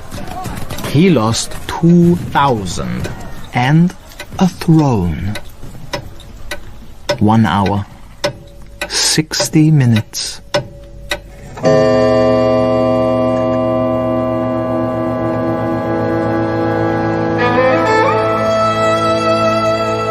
after that, nothing. For months, nothing. Oh, rumours, hints, gossip, lies and half-truths. He was here, he was taken, he was free. He was in Spain, the Netherlands, France. Somewhere in Paris. Monsieur Thompson, I presume? Hello, Hen! My God, it's good to see you, Carlo. By the skin of her bloody teeth. You've grown up, Hen. I could say you've grown old, but we've heard such things. And most of them not half of the truth. Can we get off the street? Oh, relax, man. It's Paris. We're amongst friends here. Still, you must be hungry, tired. Come in, come in.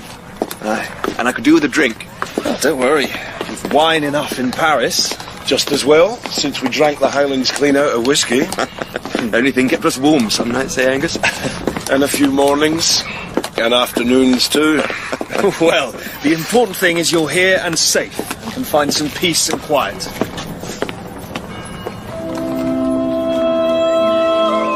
All of Paris was agog with the prince. So noble, so handsome, so unfortunate. Why, he was perfect, and I resolved that I would have him. After all, it would annoy my pig of a husband, and as for the king, Princess Marie de Talmont. I do not, I believe, flatter myself when I say there was no one in a better position to help the poor prince than me.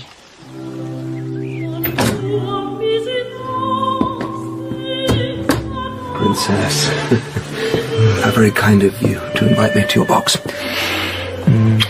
You enjoy the opera, Highness?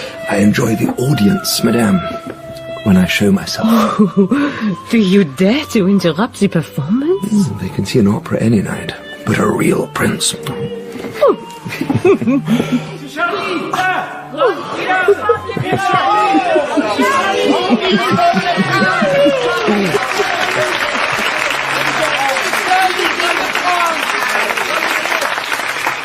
You care for wine? Thank you, Princess. Please, you must call me Marie. But only if you call me Charles. I hope I didn't spoil the performance for you tonight. The performance has yet to come, my prince. Your health. And yours, Marie. Besides, what has the audience to do with anything? Well, I have always accounted them as rather important when they fight and die on my behalf. Then from today, I will care also. Thank you. You must know, I am your friend. I have had many friends, Marie, and many betrayals. I have learned to be careful in my choice. In this court, that shows wisdom.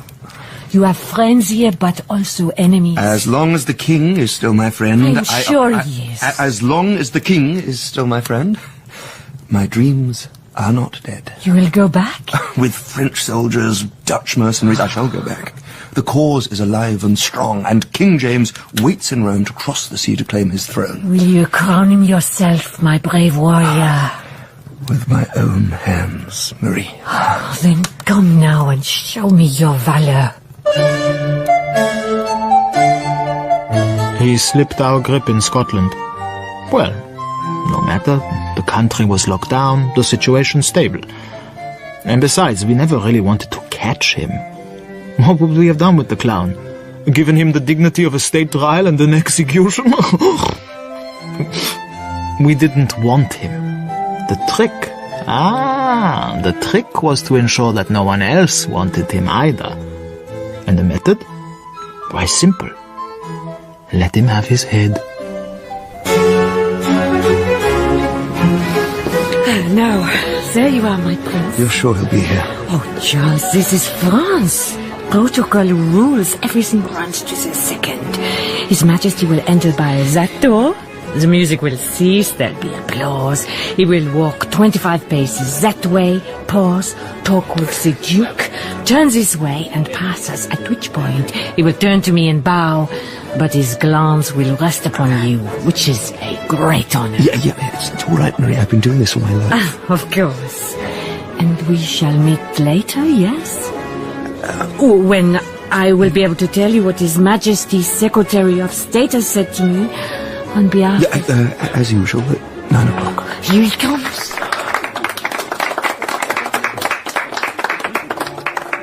After Scotland, I had the distinct impression something fundamental in him had changed. Now, of course, his experiences were such that, well, any man or woman after that would have given up the fruitless pursuit of a dream. And yet, history is full of men and women like my brother who, in the end, triumphed. And that is why we remember them. Your wine is good, Marie. Of course. It comes from our vineyards. My body is also accounted acceptable, Charles. Perhaps less of the one might accommodate more of the other. No, I'm tired. You are often tired. I don't spend my days sitting around on my powdered arse drinking coffee and writing twee notes to my friends. No, you spend yours ignoring and upsetting them. Can you blame me when they promise things and deliver nothing? Oh, the king is not I want the king's ear. Even I cannot promise that. But I can get you closer than anyone else. Then for God's sake, do it.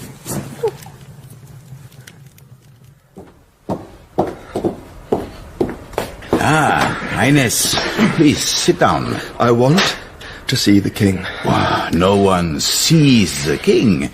It takes time, an appointment, a slow approach. But you know that. Oh, this is absurd. I remember you. We talked before I went to Scotland. And here we are again.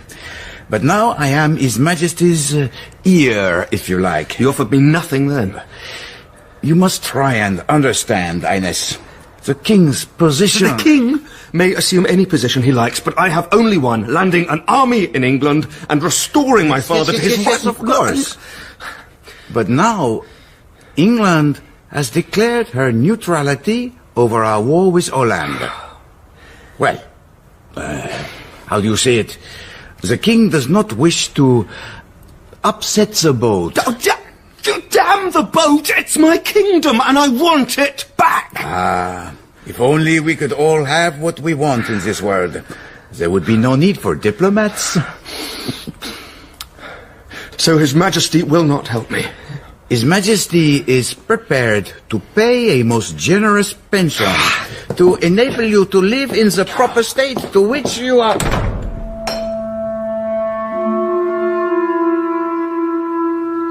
Will there be any more needed? What do you think? I'll get another bottle then. You should be careful, Carlo.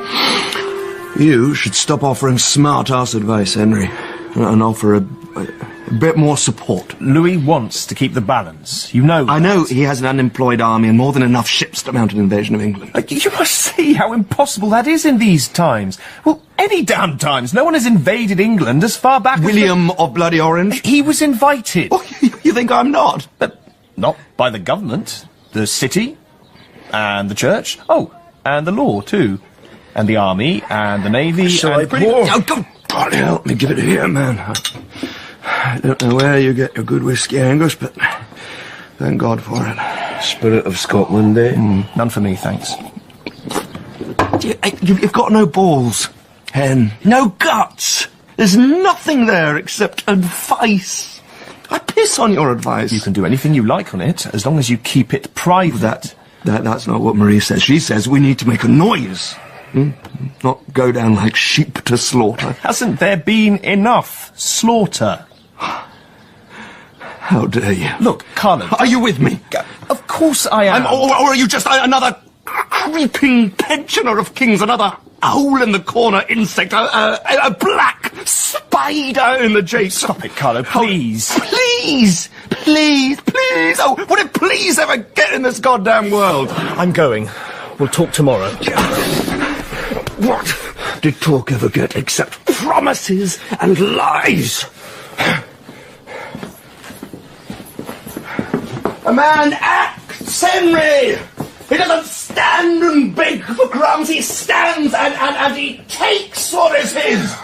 I'll see he gets to bed, so never you worry. A man doesn't simper! A man shouts! It's not tonight that worries me, Angus. It's tomorrow. Are you sure about this? Oh, Louis is a coward when it comes to it. He will always take the easy way out. That might mean looking me up in the Bastille. Oh, don't be absurd. You are royal blood. What kind of message would that send to the people? Be firm, make your desire known, and make it clear. Yes, it's all right. I know what to do. It will be better if I am not here. Meet me tonight at the opera.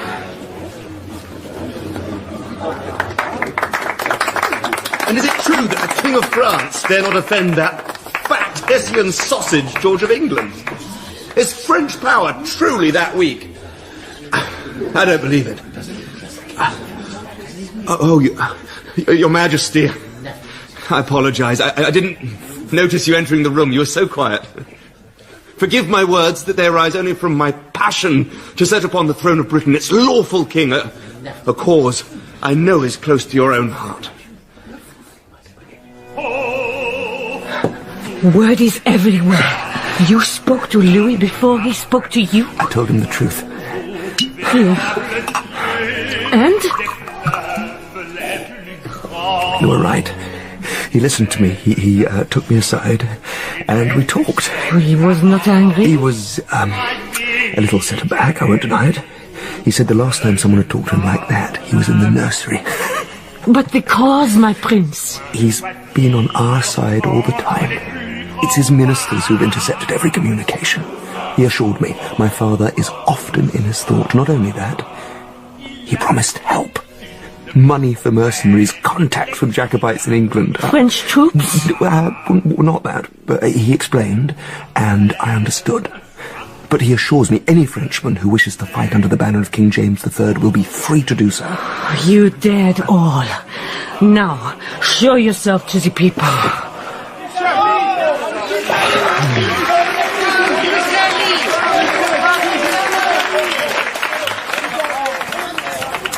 Look at the moon, Marie.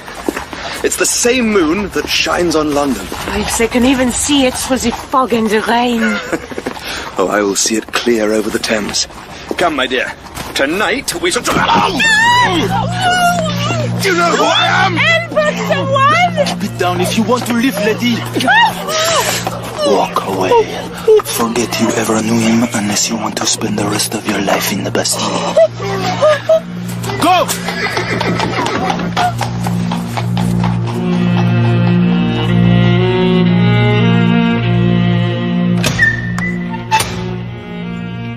May I sit, Highness? I was tied. I was gagged for the love of God. Do you people have no honour? I am a prince. A prince in a cell, which I imagine you would like to get out of one day. You can't keep me here. But we can, you see.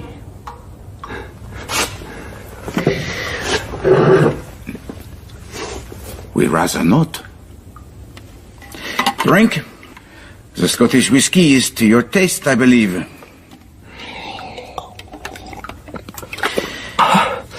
You simply cannot, do you see, speak to His Majesty in such a fashion. You embarrass the king. Oh, I know the Princess de Talmont put you up to it, but then she has always loved to make mischief. Though she's not so keen to pay for it now. You'll have to go. Leave France. You simply cannot stay. It wouldn't do. You are an embarrassment. I won't. I'm a prince. My father, the king, you can't make me go. My cause... Don't you understand yet? You were a tool.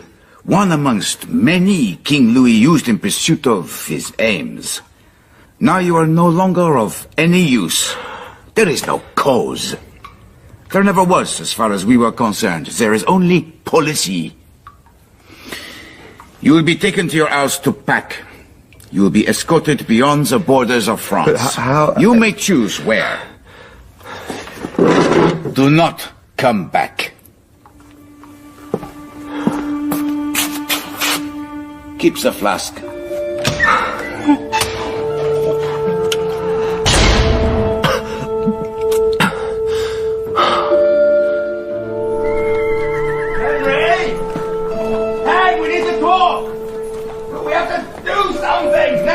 Like your father, right to the book. Those bastards can't. Henry! He's gone. What the hell do you mean, Angus? What do you think I mean gone? Not here, somewhere else. Rome, in fact. He's gone to Rome. To speak to Father? The Pope, yes! We have to put pressure on... He knew all about it. So did your father. What do you mean? He knew it was going to happen. There are letters between him and your father. They agree you have to keep quiet, not raise your voice and make a row. And how am I supposed to get the throne back? By asking nicely? They don't give it to you, don't they understand that? You have to take it. They know it well enough. Both of them. What in the name of Hades do you mean? Oh, get these clothes off me, they stink of prison. They know what? Traitors to their own cause. My father has given up, hasn't he? And Hen let me down too. Lies and... How do you know about this? Because I'm just about the only friend you've got left, Charlie. I won't give up. I'll never give up. Aye, there's the pity of it. No, I'll show them. I'll do something. I'll start from nowhere. Just me and you, Angus. We'll face them down. All of them. I'll show them Prince Charles Edward Stuart is no coward, no quitter. It's always darkest just before the dawn.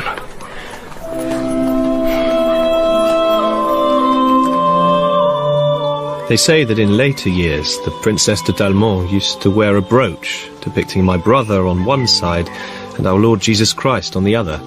When people asked her about it, she would say of both, "It is written, my kingdom is not of this world." Ah, how true. He was so very entertaining for a season, the poor prince. I only wish Charles had understood that. And then, like the rest of us, perhaps he could have got on with his life. In 1750, I was in London and invited to a reception at the house of Lady Anne Primrose, a supporter of our cause. You play very well, madam.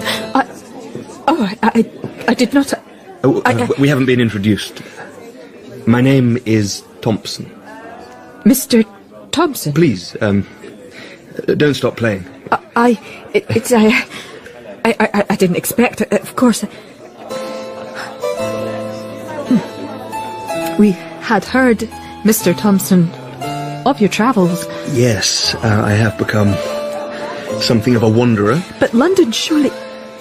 At this time of year, the fogs and chills, it is far from healthy.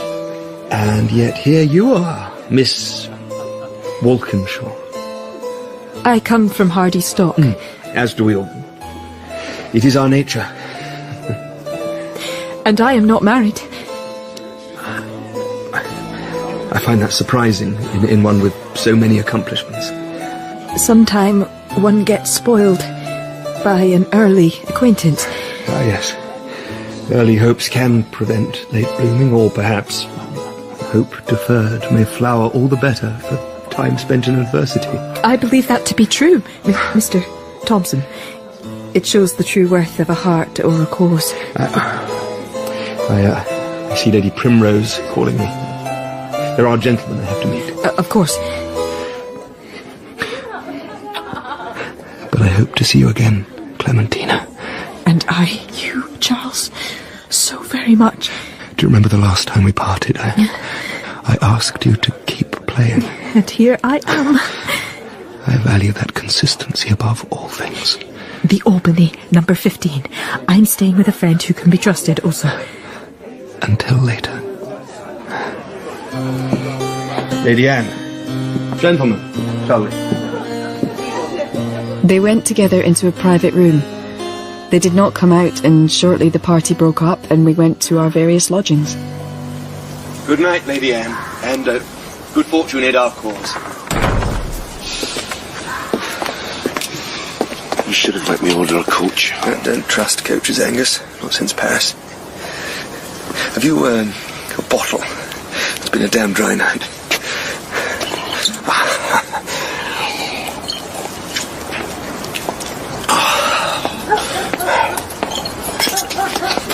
Who are you? Show yourself, damn you, or I'll split your gizzard. Such fire! Don't worry, I have no wish to harm your master. You're quite safe. Just a few words is all I wish. Will you walk with me, Prince? Fall back, Angus, but keep us in sight. I could kill you now. Is your aim still as good? Your hand as steady? You've put on weight? A family failing. Greed? Humor is a great comfort in adversity. Are you not surprised we knew you were in London? Are you going to arrest me? Oh, good Lord, no. You have your spies, I suppose? As you have your supporters over here. Tell me something. If I can. London. If we'd kept on at Derby, if we hadn't turned back, could we have taken the city? Possibly, yes. And if we had, would your father have... The king might have been advised to be elsewhere, yes. And if that had happened? Oh, if that had happened... But there are so many ifs in this world. Indulge me, Cumberland. You owe me something for the thousands of my countrymen you slaughtered and exiled. I owe you nothing, sir, for a stupid adventure that caused the death and exile of thousands of your countrymen and mine. Not your country. I was born here, which is more than you can say, Carlo. But this gets us nowhere. Though, agreed, getting nowhere is a particular hobby of yours.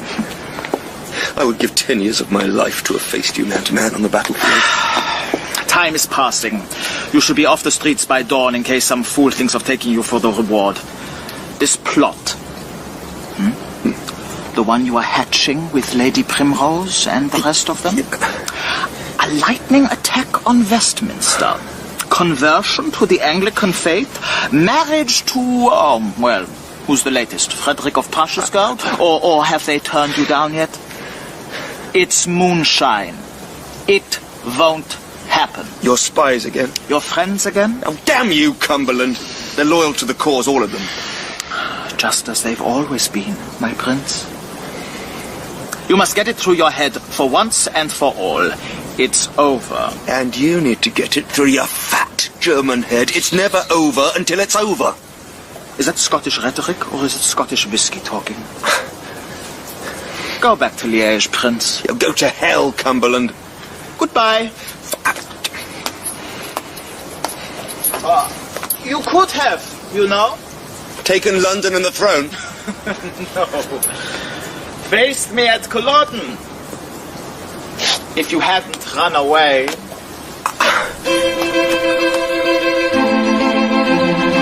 He came to me that night. He knew I was waiting. As I'd been waiting since that first moment in Edinburgh. Help me, Clemmy. Are you hurt? Oh, to the death. To the death. Oh, all of them against me. All of them. Traitors. Spies. All of our hoop sashes alone. Alone. No, that's not true. Not whilst I live in this world. I believe in you, Charles, and you will never be alone again.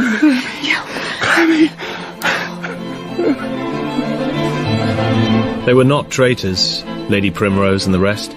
They were all loyal Jacobites. If there was a traitor, it was Charles's own character.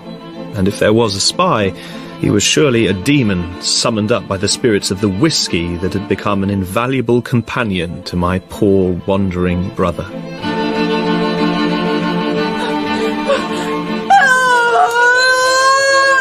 A daughter was born to us in Liège. Charles was somewhere else, making plans, always making plans, which never quite came to anything. Charlotte. Her name is Charlotte. Highly appropriate, my dear. She will be... One day, she will be a duchess. As long as she's loved. My clansmen loved me. Where did that get any of us? Kings need more than love in this world. I have come to understand. News from England? News from England is that you're a spy reporting on my movements. You can't believe that. Of course not, Clemmy. They're the spies and traitors. No, I know I can trust you always to have my best interests at heart. Then you know that if I make a suggestion, it is from love and loyalty. Go on. Your father. He's old. You haven't seen him for years, hardly written... Enough! He supported Henry. He has been a traitor to his own cause. He's not worthy of the struggle. I alone must carry that weight. He learned nothing from the failure of the London plot. For years he trudged round Europe, going to courts great and increasingly more insignificant, hoping for a marriage contract, an alliance, something, anything. He was yesterday's cause, in a world that was leaving him behind, but would not let him go without the final cruelty of a hope that never quite faded.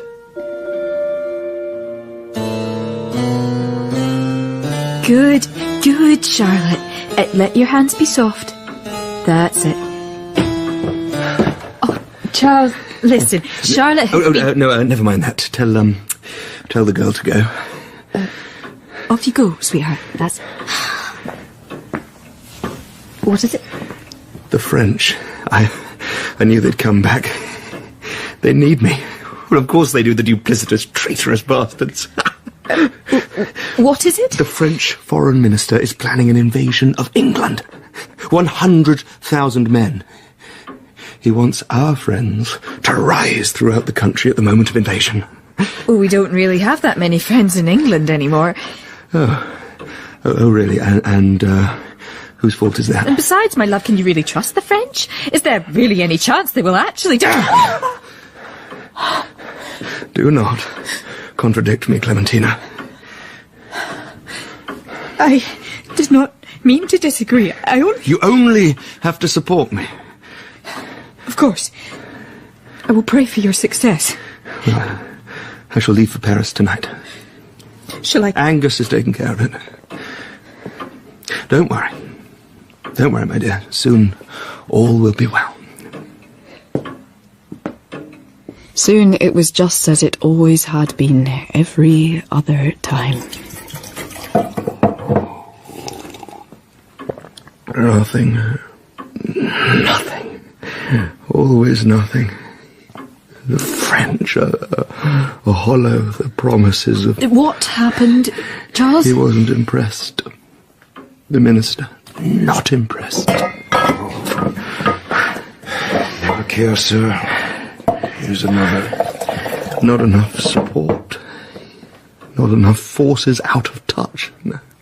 No guts. No balls. No honour. The French. God damn them. You are tired. You should rest. Come and see Charlotte, and then... Daughters. What good are daughters?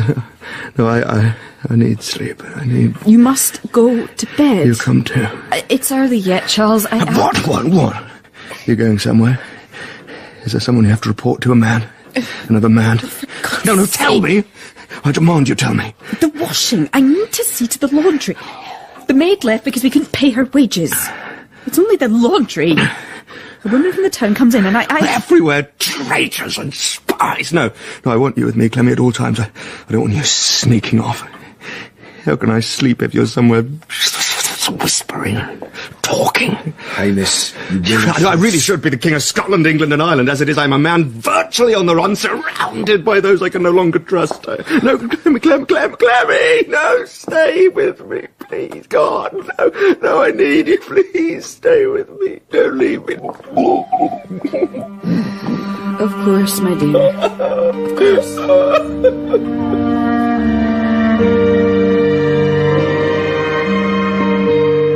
And as the years went by, so love and trust and affection went by too. What are you doing? Isn't it clear? No, it isn't. String tied between chairs? Hung with bells. Simple. If anybody enters the room at night and tries to approach you in bed, I will hear it. And if you decide to leave the room... How could you... Information is more precious than a virtuous wife. Better safe than sorry, don't you think, my dear? How can you even think it of me? You're no different from the rest. In the end, you'll all betray me. I have never, and I will Are you never... trying to drive me mad, the pair of you? What? No, you and the child, that bloody noise. Her name is Charlotte, and she is your child too. Could you not sometimes speak to her with kind... You would not do that to a man. Tell her to stop. Now. Do I have your permission to leave the room? Go. Go to the devil.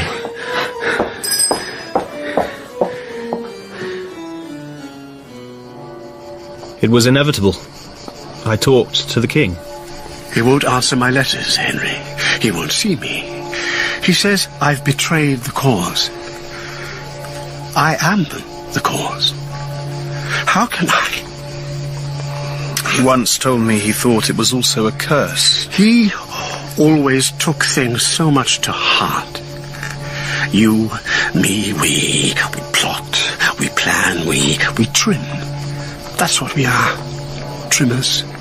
For Carlo, it was all or nothing. All to gain and all to lose. He was such a brave boy. Not anymore. What can we do? Carlo is lost. He's the past. We can only think of the child, Charlotte. She's the future now. Send word to the woman.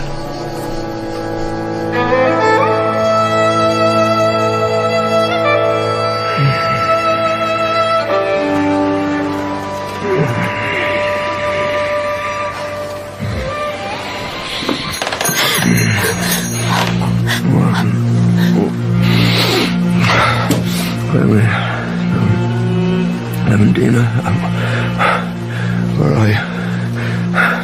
No, you can't. Oh, I won't. Someone, the prince needs you. Someone. Where is she, damn you? Where is her? My wife, you goddamn idiot! My lying, bloody whore bitch of a wife.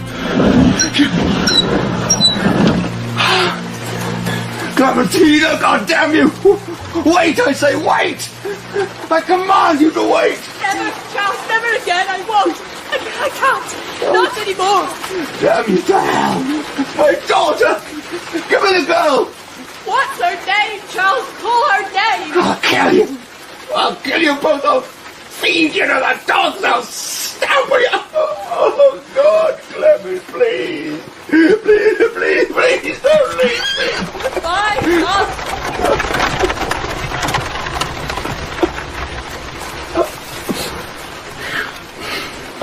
She's gone now, Highness. So, go. Find them. Drag them back with hooks and chains. Put out their eyes. Pull out their tongues. Bring them back to me. Bring them. Oh, for God's sake, get out. Give me a drink. Give me something to drink. Here. This'll help. This'll make it better.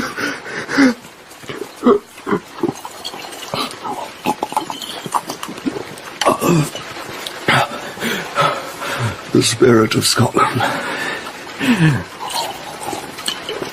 I should have died, God help me. I should have died at Culloden. You did. You just don't know it yet.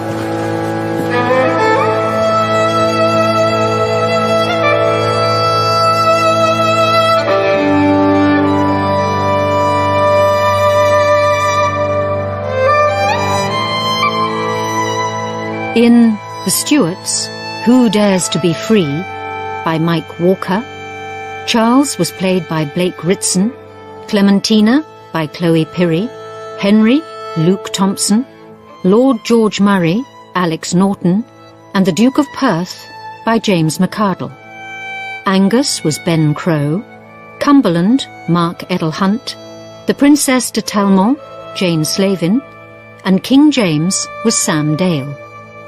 Other parts were played by David Acton, Stephen Critchlow, and members of the cast. The harpsichord was played by Peter Ringrose. The director was Sasha Yevtushenko.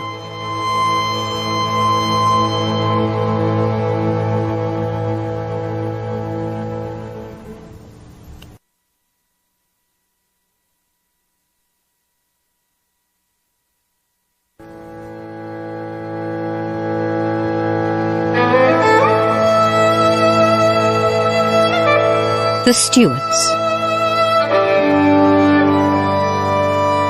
The Last Stuart by Mike Walker. The story of Charlotte Stuart.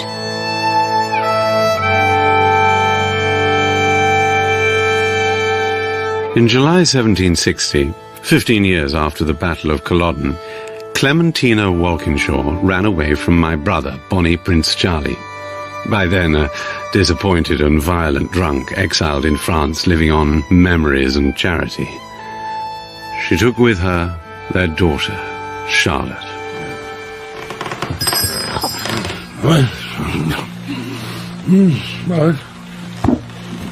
Clemmy? Hey, someone! Ow! Oh! Someone! The bridge needs you! Someone! Wait! I say wait! I command you to wait! Never! Charles, never again!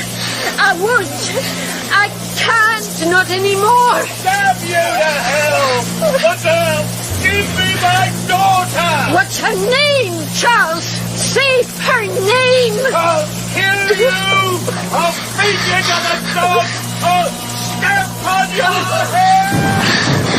What is it? Why is Papa angry? Get in! Drive! For God's sake, drive! Goodbye, Charles. Oh, thank God. Thank God. Lottie, I'm so sorry. Are you all right? Are you all right? I'm cold.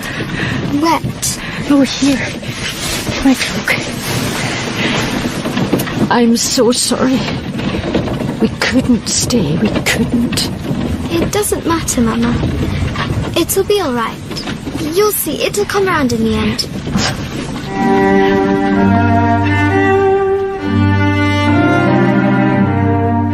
Charlotte was never quite like other children.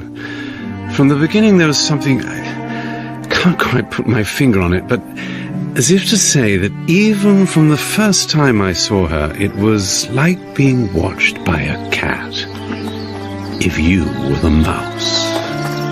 But then, like the cat, she was infinitely beguiling. The tree there, on the bridge. The first. You'll be the last. Never.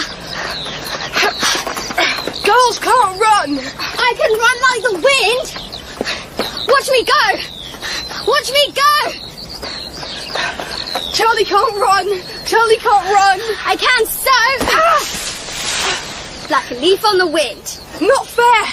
You don't play straight. You tripped me. You fell over. I did not. That route. I saw you catch your foot. I never. You did. I saw it. If I hadn't tripped, I would have won. But you did. And you didn't. Do you swear you didn't trip me, Charlie? I swear. All right. Back to the brook then. Best of 3. Wait. The valley road. Huh. Anybody we know? It's expensive. Look at those horses. And there's a crest on the door. Can you see? Here. What? Take some. It'll be easy to hit when it goes by down there.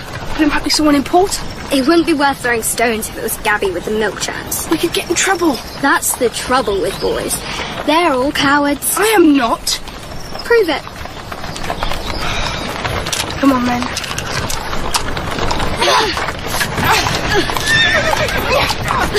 I've got him right in the Bloody bishop. Well, you're always going on about your Voltaire and your Rousseau. Don't stop. You boys, stop it at once, here. I said stop it, for God. Ow! I shall have words. You bandits, you Hang on! Hang on!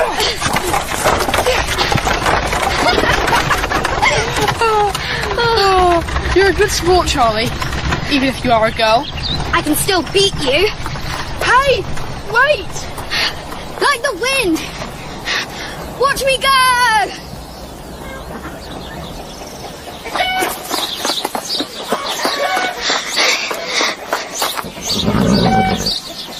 Oh dear.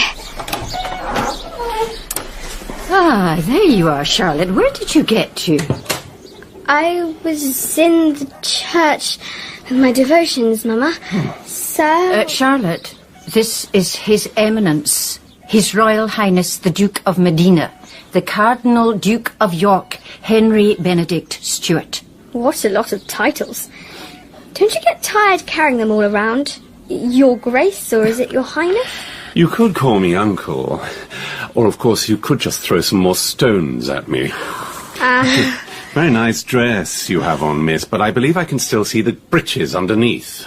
I hope next time you make your confessor gives you at least a month of cold baths in the morning. Our baths are cold anyway, more or less. Mama says we don't have enough money for hot water. That's quite enough, Charlotte. Now, is it true? Was it you and that boy? No, I'm sorry, Your Grace. She has run altogether too much out of control. Charlotte, well? Nothing to say? Not an apology for your disgraceful behaviour? I hope I did not scratch the paintwork on your fine coach, sir. Uncle. What about me? What about scratching me? Oh, it looks like it would be pretty hard to scratch you. Agnes, please take Miss Charlotte to the kitchens, and my compliments to the cook. She is to administer a whipping to the ungrateful child. And use her strong arm, please. No, Mama, you cannot. Out you go. Mama, you cannot, please. Mama, no. Mama, you cannot. Please. Mama. So, you see, Henry, we live very simply here. We do not have the advantages for which our position in this world entitles us. That's as maybe, Clemmy. Just all shift as best we can. My daughter is the heir to the future King of England. I am still his wife. Does she know? Well, sometimes I think she knows everything, and sometimes nothing. She's a mystery. She's always kept her own counsels. Oh, yes, she remembers her father. What he was. His anger, his rage, the drink, the endless drink. She has written to him, but he has not written back. To her or me.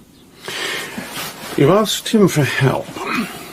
I have asked for what is due to me and to my daughter. I think she is receiving her due about now. We have no money. She's growing up, and I don't want her to be some wild child. It reflects on you, Henry, and on your father. King James III's granddaughter wears breeches because she's only got a couple of dresses. We aided your escape. If you hadn't, you would have aided my murder. And now, you leave us flat? No. So, your journey does have a reason? Yes. You'll get at least a part of what you feel is due to you in the form of an allowance. Why am I not feeling unalloyed joy at this? Because? There's always a because in this world.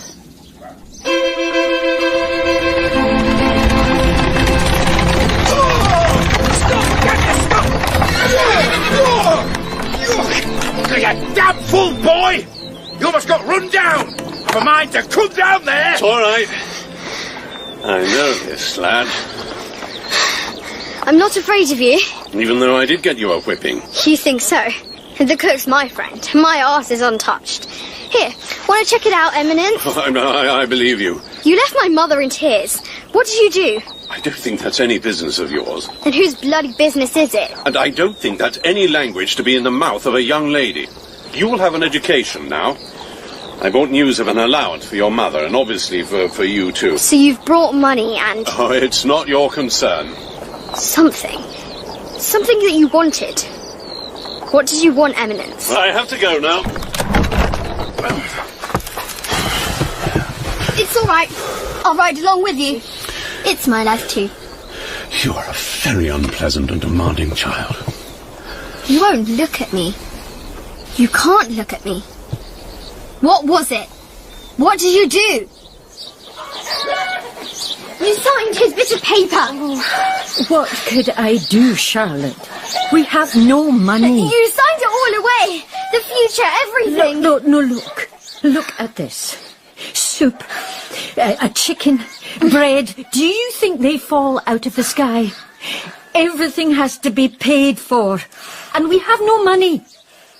Your father hates me. He would see me starve and see you starve first just to hurt me more. And yes, I wish to God there were another way.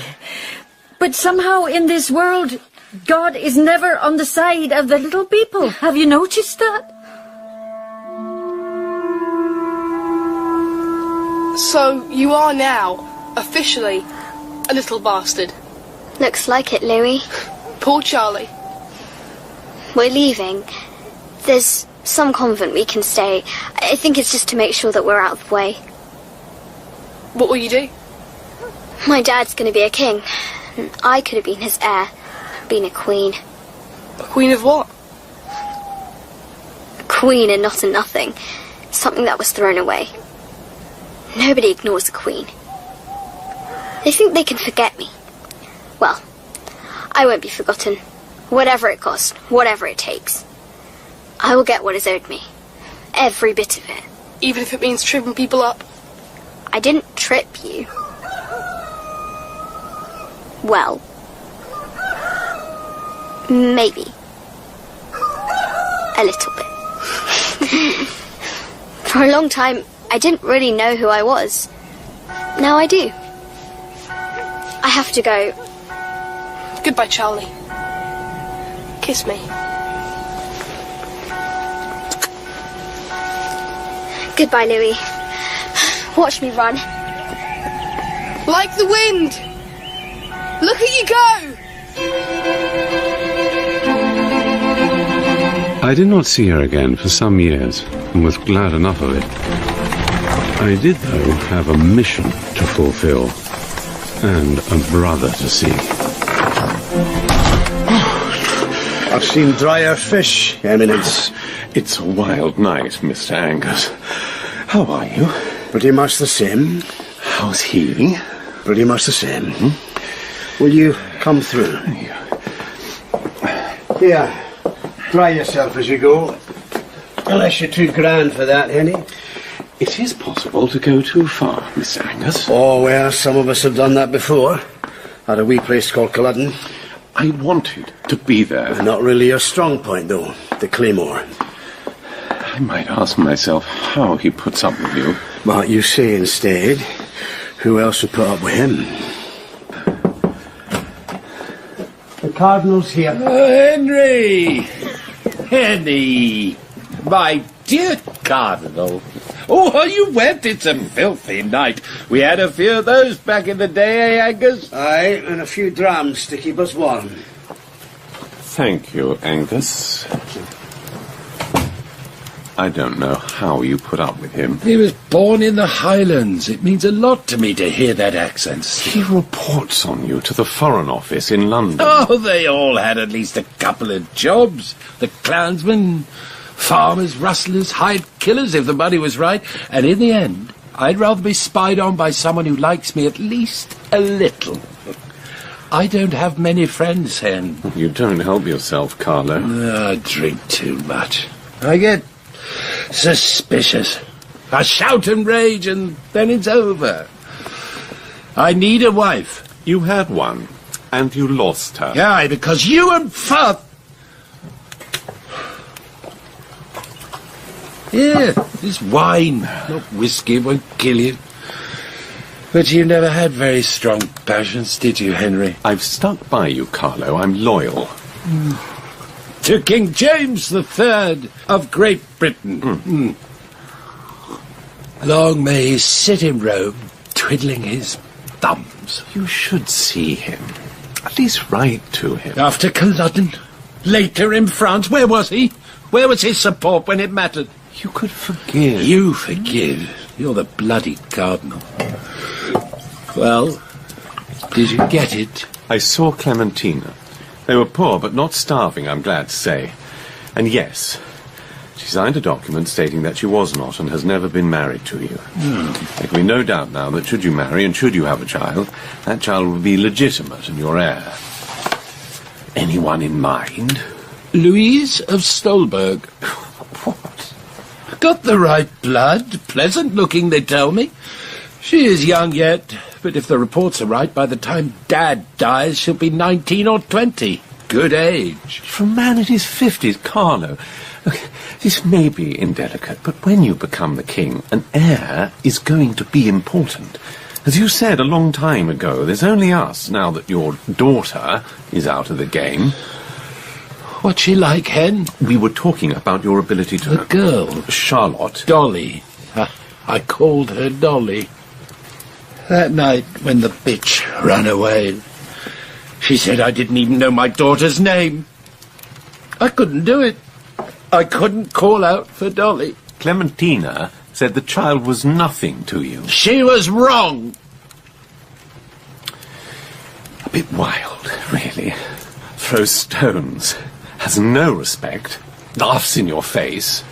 I don't know, there's something about her. It's as if she's always judging you, and not kindly either. Well, that's what I thought. She's very determined, though.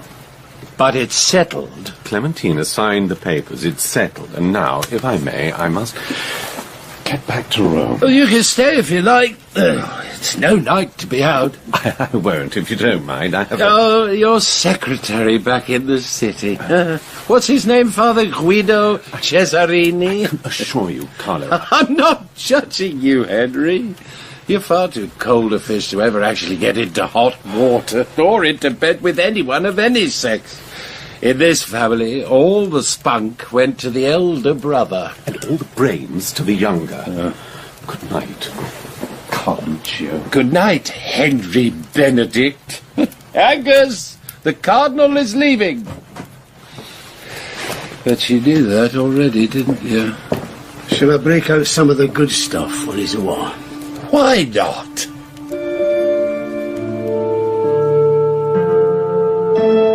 In Rome, in the fullness of his time, we buried the king, James III of England, the 8th of Scotland, the old pretender to the crown of Great Britain.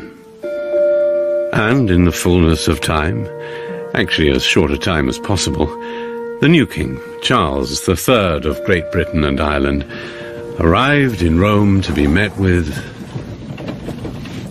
Angus? Aye? They do know I'm coming, don't they? Aye. My brother, the Pope, all of them? Aye. Then where are they? Where are the bells? Where are the crowds? Where's the bloody celebration? The Pope, you must see, it's in a difficult position. What about me? Oh, granted, you are too. I'm the king, Hen, the true king of Great Britain. Absolutely, Your Majesty. No question. Except from the Elector of Hanover. Obviously. He's sitting on my throne. And the Pope is sitting on his, and you as a cardinal have a chair, and I, as a king, have to kneel. No easy matter with my gout. Clement is a head of state. The British ambassadors made it plain, more than plain, you know how blunt they can be, that a full Vatican reception would be unacceptable. Look, I tried, God knows, I tried, Carlo. But he won't shift. You get an audience, he continues paying your considerable pension. I'll fling it back into his fat face. No, you will not, Carlo. You will listen to me for once, because if you don't... What? I'll be finished. If you accept the status quo, you inherit all Father's wealth, the jewels, the palace, such as it is. You'll be all right for the first time in a long time. If you don't, you'll be a laughing stock with a begging bowl trying to get enough petty cash for the next drink. So, you do have balls. Get in there. Kneel, thank His Holiness for seeing you and for inviting you to Rome. Come on, you can do it with your eyes closed. Then go home, get married, and make yourself a prospect that someone might someday consider worthy of sitting on the throne. We're Stuarts, Charles. We come from a line of kings that stretches back in time. We've ruled and died and fought. It's not over till it's over. It seems I have no choice. No choice at all. Ready?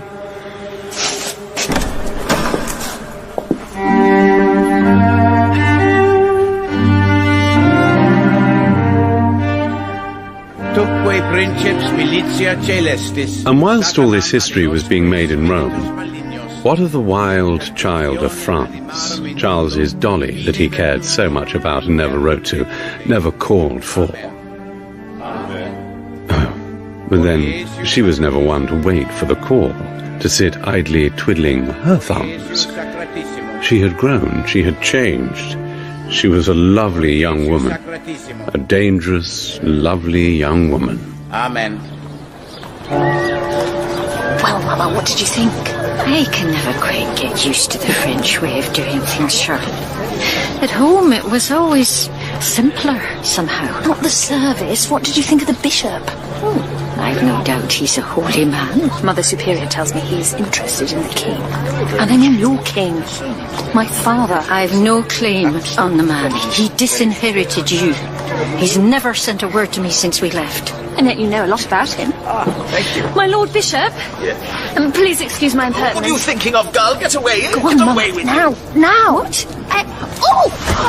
Help her. Mama. Mama. Madam, you all right? Oh, I must have tripped. Here, madam, let me help you. Oh, Your Grace, you are too kind. Poor Mama. We were talking of my papa, the king, the last time we worshipped. Come on, get out of the bishop's way. Gaston, these good people mean no harm.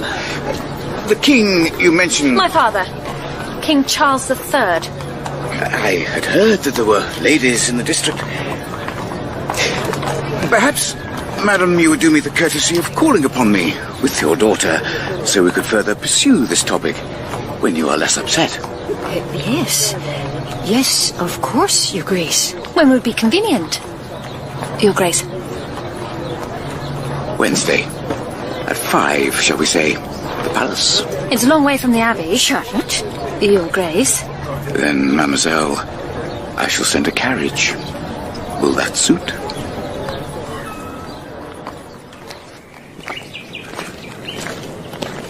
Well, Mama? Are you going to speak to me at all this afternoon? What was that all about? Wasn't it plain enough? You pushed me over. You tripped. No, I am remarkably sure-footed, Lottie. As a girl, I climbed the glens like a goat. I don't think a goat would have done it, Mama. Done what? Got us tea with the Archbishop. Hey, you intend to seduce him? He's rich.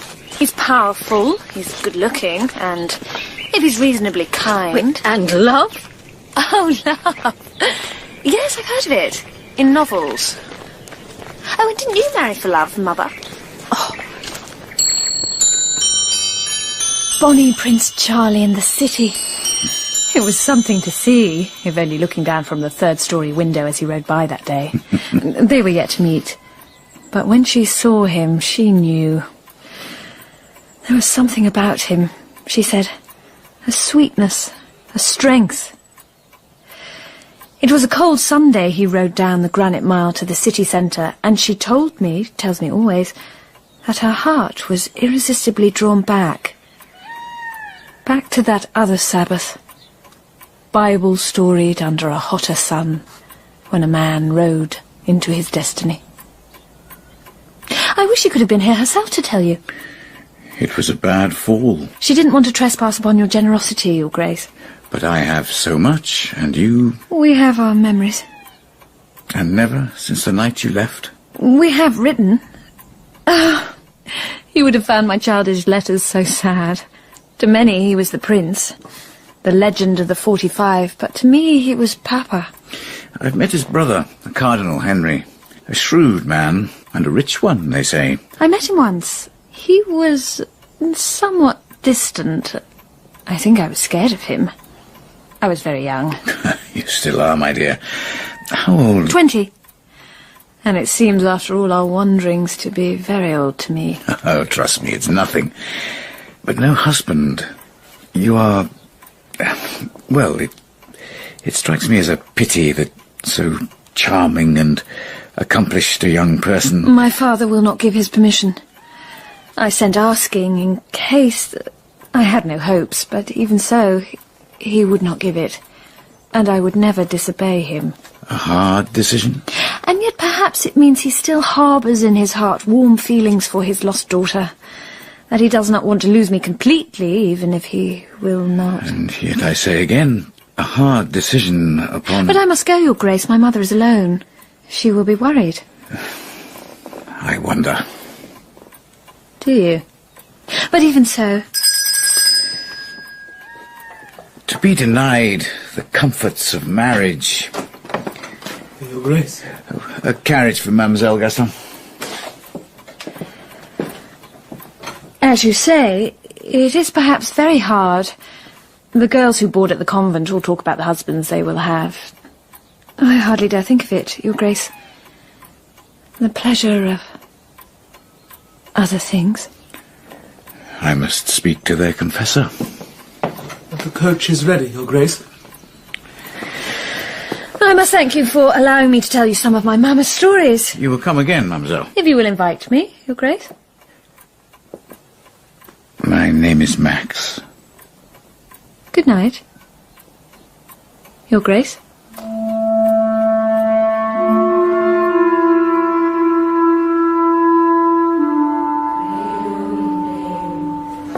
You're late. Compline has already started. I had the coachman take me the long way around. It must have been a very long way. It was. Don't fret, Mother, my virtue is safe. I wanted to be driven, to look out of the coach instead of always looking in. It's in God's hands. I rather think it's in the Archbishop's hands. I saved some supper for you. You eat it. I had cake. Lots of cake. He doesn't go short. So why is he wasting his time with a little provincial gal like you? You once said that God was always on the side of kings. And bishops too. Well, I say that if he will not shift for us, we must shift for ourselves. Oh, did I say that? I don't remember. I remember everything. My father was a drunk who beat you. Henry Stuart is a schemer. I don't like his eyes. I remember them well enough. And it's their fault we are not in Italy as the consort and heir to King Charles III. But at least we have the pension, small as it is. When did you give up, Mama? When did you stop trying? When did you lay your neck on the... Stop it! You have no right. You can't judge me. You have no right. Forgive me. I'm sorry. I'm sorry. Mama, I love you. I love you so much. I'll look after you. You'll see, everything will be all right in the end. I'll get it all back. All of it. But you didn't say you were wrong.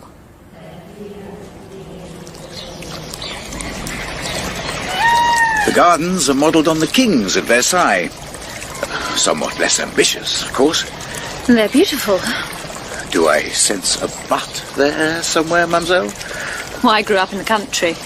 The real country. We have taken the country and tamed it, and made of it something beautiful. A garden for men and women, a refuge from the world. The real countryside is certainly no refuge. Nothing lasts. Everything dies and grows again. Perhaps a thing is valuable just because it does not last. A flower, a song, the beauty of a young woman. Perhaps everything in this world has a price. A flower, a song, the beauty of a young woman. If it is invested well, it will last when it itself has faded. Do you see, Max? I see very well, Charlotte. I will never be a great man, but I do amount to something in this world of things, and such as I have, I offer to you. You're a strange priest, monsieur. And you are a strange young woman, madam. I think we neither of us labour under too many illusions. Then I think, perhaps, monsieur, I could love you a little. And I you, madam.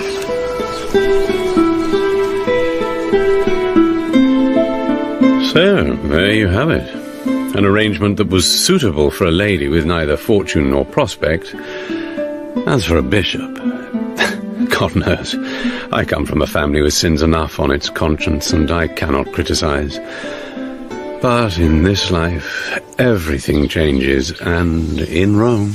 Good of you to come, Henry. Of course, Majesty. I'm at your service. Somehow I doubt that. I'm getting married. Is that wise? I'm a king. I need an heir. I need a consort, damn it. Why not? Stolberg girl, Louise, was it rather young? All the better, she'll learn my ways. They say she's spirited, they say she's a little flighty. She'll be a queen. Most queens have a court. Courtiers, what will she have? I've money now. I can buy her one. People are cheap in Rome. Will you be still for supper, Eminence? No, I won't, thank you, Angus. Could you leave us?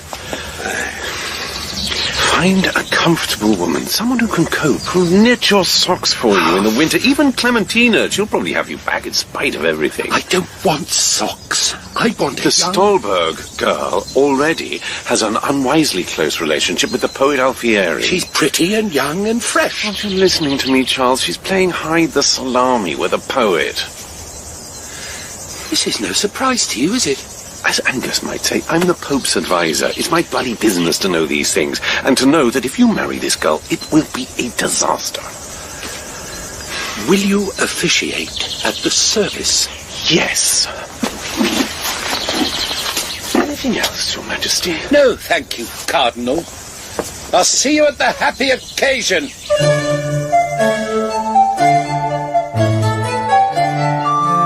He did it. He married his Louise, and there was love, there was lubricity and ecstasy and exultancy. It just wasn't his. Now frights he his foaming mount, now whirls he the whip and cries.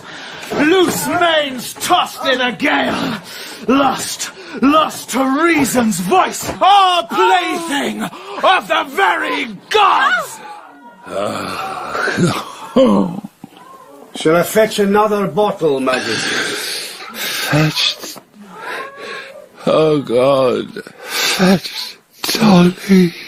What's that? What's that you say? Who?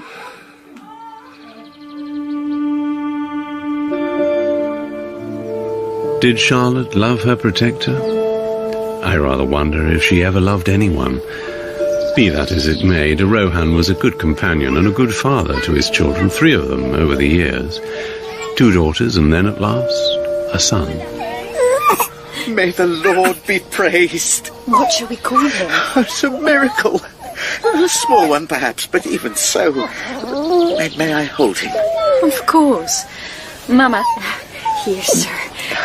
He has your eyes, I think. Oh, he's strong. And what a cry he has. And if he has my luck... Your Grace. What is it? A letter, Your Grace, for Madam. Oh, give it to her. But shall I take him now? Indeed. I must be away. I have duties that call me, despite my wish to... Charlotte. He's calling for me. What? The king, my father, he says, come, I need you, come now. Oh, Lord. Is there any cause, any reason? It's hard to make out. Come, I need you, come now, and forgive me. I don't know. And what will you do? You're a fool. It can only come to nothing. I know the man. You haven't seen him for 24 years, Mama. Maybe he's changed. Oh, he was too far along that path when we ran away. He had nowhere else to go but further on. And yet he is the king, and what he has was taken from us, denied us. It's ours. Oh, you think you can change him? I can play him, and play him I will. I've learned a little these years about men and about families and about playing games. I will get it all back. And so does every gambler think, and so does every gambler go on in that hope until he is ruined. Not if he plays with a marked deck. Ah, is that why you always win at piquet? I'm not interested in chance, Mama. He's married, Lottie. There's a wife, a queen. But no children. Something's happened. This is my chance.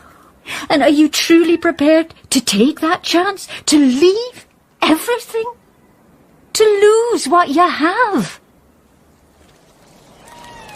You ask a lot. Didn't you say that neither of us laboured under too many illusions? Children aren't illusions, Charlotte. They're little souls. They're people. They're ours. As I got to know you, I thought, I hoped that somehow you might change. You're beautiful, you're intelligent, you're the very best company, and yet I still hoped that your heart, that love would grow between us and our lives. Max, you have as much of me as there is to give. You and the children and Mama, and I know that you and she will care for them and love them. When we ran away from my father, that night, in that storm, I was cold, shivering, and I think a splinter of ice entered my heart. I remember looking at her face, her tears, her pain, and I felt calm. And I knew, with unutterable certainty, that I would make it all right one day. That I would be the queen she never was. Whatever the price. I don't pretend to be a good person, Max. I don't pretend to be anything other than what I am. Maybe that's the price, and yes, I will pay it. In full.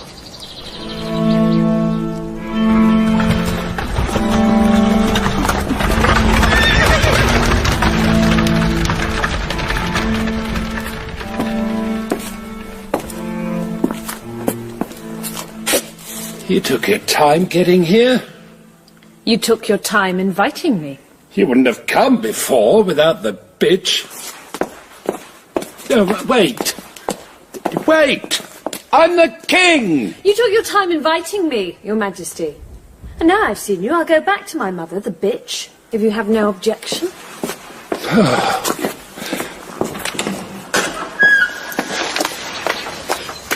Were you this disobedient as a girl? Don't you remember? Do you remember stringing up bells around my mother's bed? How do you know that? She told me. I've got ears. Did you think she'd keep a respectful silence all this time? She never did when we were married. When you were married? Or whatever it was we were. I have lodgings at the Vespiercy Palace. If you have anything to say to me, you may send one of the servants. You can't walk out on me. I'm the king. Consider it a family failing. Is something amusing? There's a party tonight at Count Redek's, the Austrian embassy. I'll see you there. Do you like parties? I like to drink at someone else's expense. 9 o'clock. And you are new in Rome, madam? I am, sir. I have yet to see the sights. There are those who say they are of great magnificence, but there are those who say they have become shabby. Merely an excuse to get money from the unwary. Ah, there. One of our finest antiquities. Somewhat crumbling with time. Do you know the King of England? I will not give way. Not for a bloody Hanoverian duke, so called. I had heard that he was here. I suppose many English tourists take him in as part of the itinerary. Oh, the English. If this is Thursday, it must be Rome, and that must be the King of England. Ah, I see our great poet. I expect he will declaim. He generally does. Signor Alfieri. He has a reputation. Thus foams mighty Poseidon astride his mount. The very waves give way before the thrust of his trident. Many prongs. Oh, you can turn a phrase. That is from his latest masque, a great hit with the ladies. Many prongs. Ah, this will be of interest. Monarch of stage meets monarch of cuckolds. Majesty. Excuse me. Sir, may Poseidon offer this dance to your lovely queen? Sir, you may not. Majesty, I fear you are too late in your interdiction, for I have come before you. My charming queen. Madam, you tripped me. You fell. Excuse me. Your Majesty, it is late. It is time you left. I can assure you, I am not ready to leave. Now! I'll drag you or you can walk. As for you, Signor Alfie, I believe you have some baggage still at my father's house. We would be obliged if you would remove it as soon as may be convenient. Oh. Good night.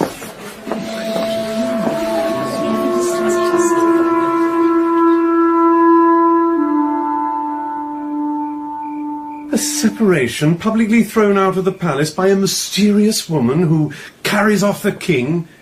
You arrive and there's trouble. I mean, why? Does the word subtle not exist for you? You may not like me, and I may well think you walk around like you have a broomstick up your arse. But like it or loathe it, we are Stuarts. And no one, I don't care if it's the poet Dante himself, let alone a squab like Alfie, no one gets away with insulting the family. Shall I bring you Not both just yet, some... if you don't mind, Angus. You could give us the room. Aye, as you say. I had no idea you cared for the family so much. Well, it's something to be, isn't it? All that we were. All that we are. He's sick, you know. He won't last long. Long enough. Do you want to open that for me? To acknowledge me as his legitimate child. I don't like being a bastard. And, Henry, please never forget that I will never forget who arranged for me to be one. At his request. You could have arranged it otherwise, but you didn't. You must know Britain is lost to us. We'll never go back. Better be a queen in exile than a bastard at home. Hey, Henry?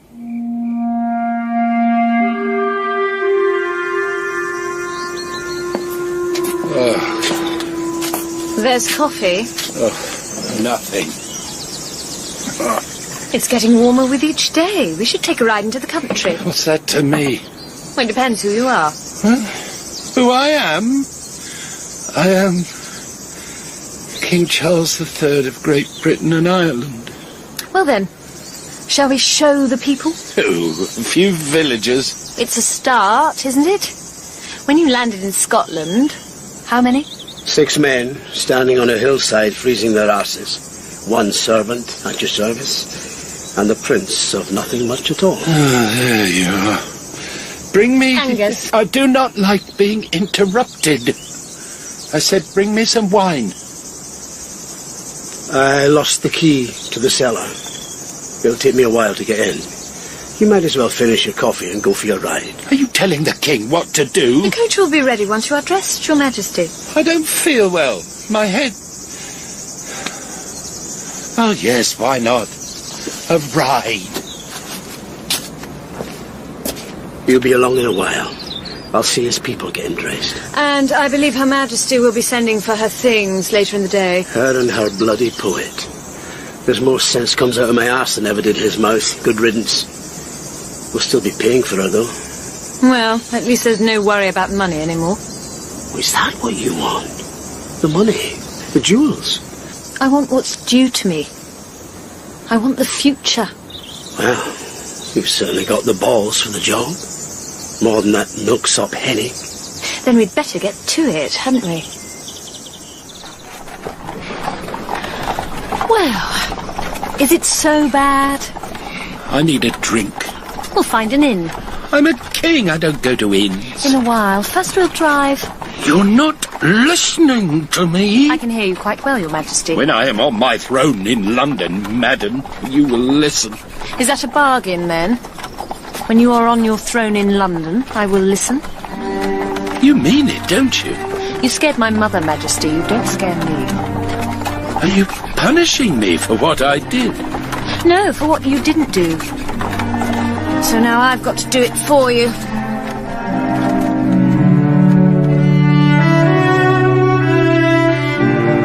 She took him in hand as no one else could. He didn't stop drinking, but he drank less. He didn't stop bellowing and ranting, but he did it less. And he was no longer a spectacle for the folk, a novelty for the tourists.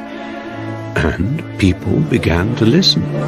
His Majesty King Charles III. Louder, good damn you, louder! His Majesty King Charles III of Great Britain and Ireland. I think he even found some measure of content, though whether that was ever part of her plan, I do not know. Dolly. I used to call you Dolly, do you remember? I remember everything. We have good memories, all of us. We remember the betrayals, the insults. The victories. And the defeats. What did Angus say? 6 men, a servant, and the prince of nothing much at all. What do you remember? Riding into Edinburgh with the white cockade in my bonnet, not knowing if they'd welcome me or shoot me. I was more alive then than Johnny Cope on the run, and the march into England. I knew nothing could stop us, except our own lack of belief. Why did you turn back? I never did. I believe still. I know most of it's the drink Angus feeds me, but do you see, Dolly, it's the drink that allows the dream to live, and without the dream, there is only the pain and the suffering I caused to my Highlanders. They gave their hearts as only they could, and I betrayed them at Culloden. Left them to the mercy of butcher Cumberland. So much death, so much agony and loss. Crofts burning across the Highlands, a pall of smoke that hid the sun because it could not bear to watch. God help me, I was often a stupid, vain man, but I was never a cruel one. What could you have done? What I should have done. Stayed and died with them, died at their head. One last stupid, pointless, wonderful charge. For Scotland! For the House of Stuart! For Bonnie Prince Charlie!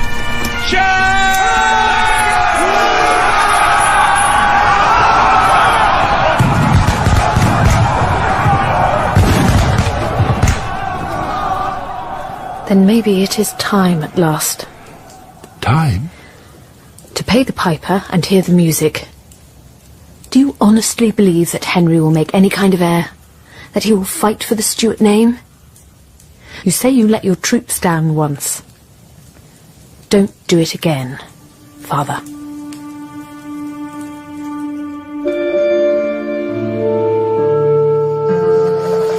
His Holiness emphasizes that all senior members of the Holy Congregation of the Faith must use every means to discover and report back to the Vatican the political situation at Paris, in the court and in the estates at this vital time.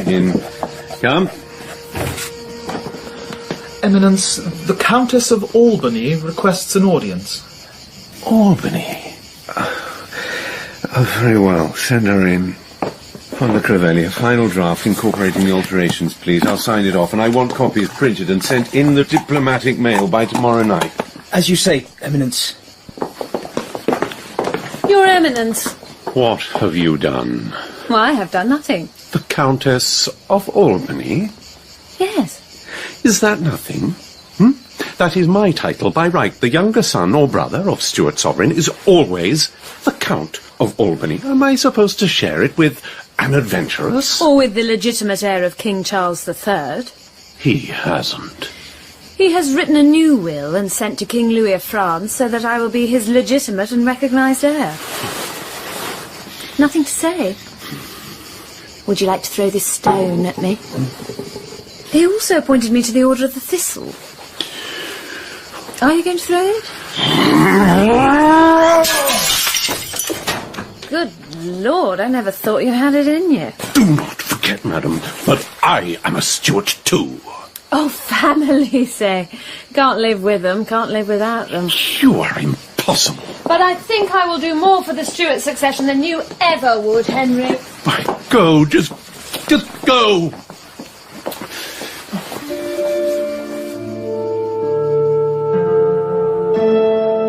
It was not to be.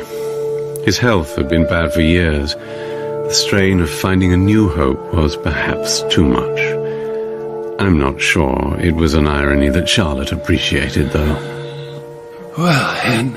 Well, Carluccio. Here we are. You're not pleased, are you, about Dolly, Countess of Albany? It doesn't matter. I want you to be kind to her. You know I will. She's the future. I can see myself in her. We will live on. And whilst we live, we hope. Yes, Carlo. Always hope. He's tired now. I'll leave you. The king is dead, Henry. God save the... say a mass for my soul.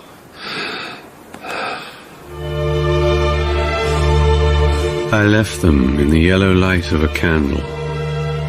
She watching over her father. Watching over them both was death's angel. I saw that night that she too was ill, wasting away.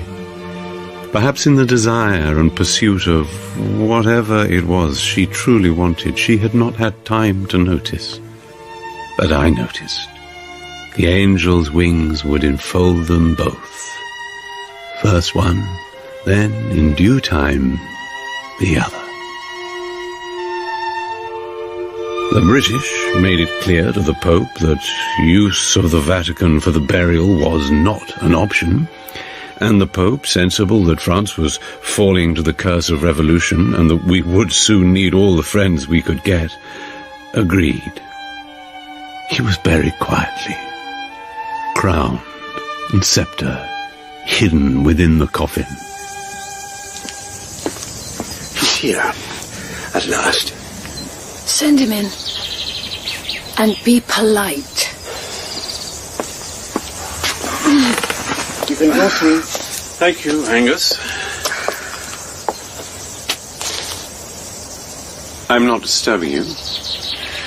Have you heard from France? My questions, were you able to... Rohan is in Austria with your children. My mother?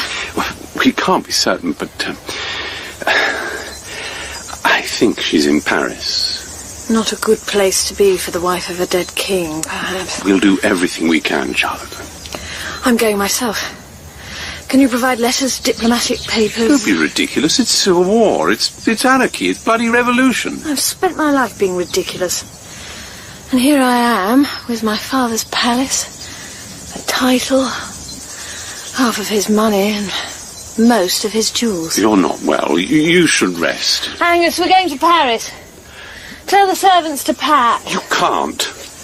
Don't tell me what to do, or I'll throw stones at your coach. It's not me that's telling you. It's... Look at your wrist. How thin it is. Have you seen a mirror lately? Can you even walk half a mile unaided? Then there's no time to waste. Very well. I shall prepare such papers as I can. I'll instruct our people to help in any way you see fit. Thank you, Henry. You'd better get to it. I want to leave by dawn tomorrow. What did you want, Charlotte? Father? A crown? Revenge? Money? Jewels? I've known you 20 years since that first day, and I still can't see what it is about you.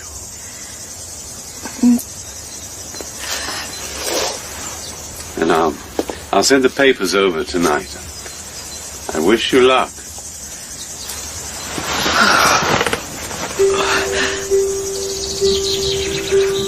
Like the wind.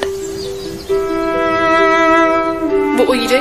My dad's going to be a king, and I could have been his heir, been a queen. Nobody ignores a queen. They think they can forget me. Well, I won't be forgotten. Whatever it costs, whatever it takes. I will get what is owed me. Every bit of it. That I swear. I have to go. Goodbye, Charlie. Kiss me.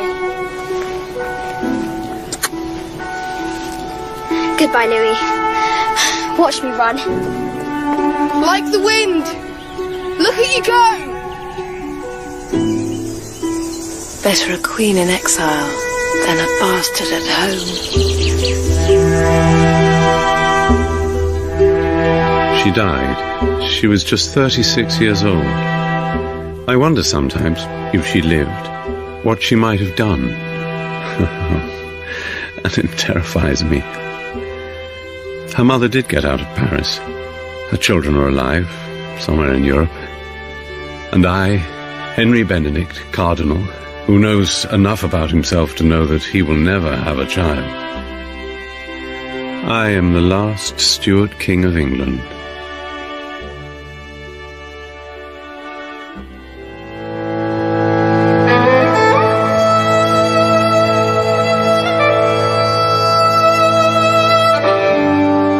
In The Last Stuart by Mike Walker, Charlotte was played by Kate O'Flynn, Charles by David Troughton, Henry by Tim McMullen, and Clementina by Jessica Turner. Young Charlotte was Nishi Malde, Louis, Adam Thomas Wright, Angus, Sam Dale, and Bishop de Rohan was David Acton. Other parts were played by Mark Edel-Hunt, Aisha Antoine, and Neat Mohan. The director was Sasha Yevtushenko.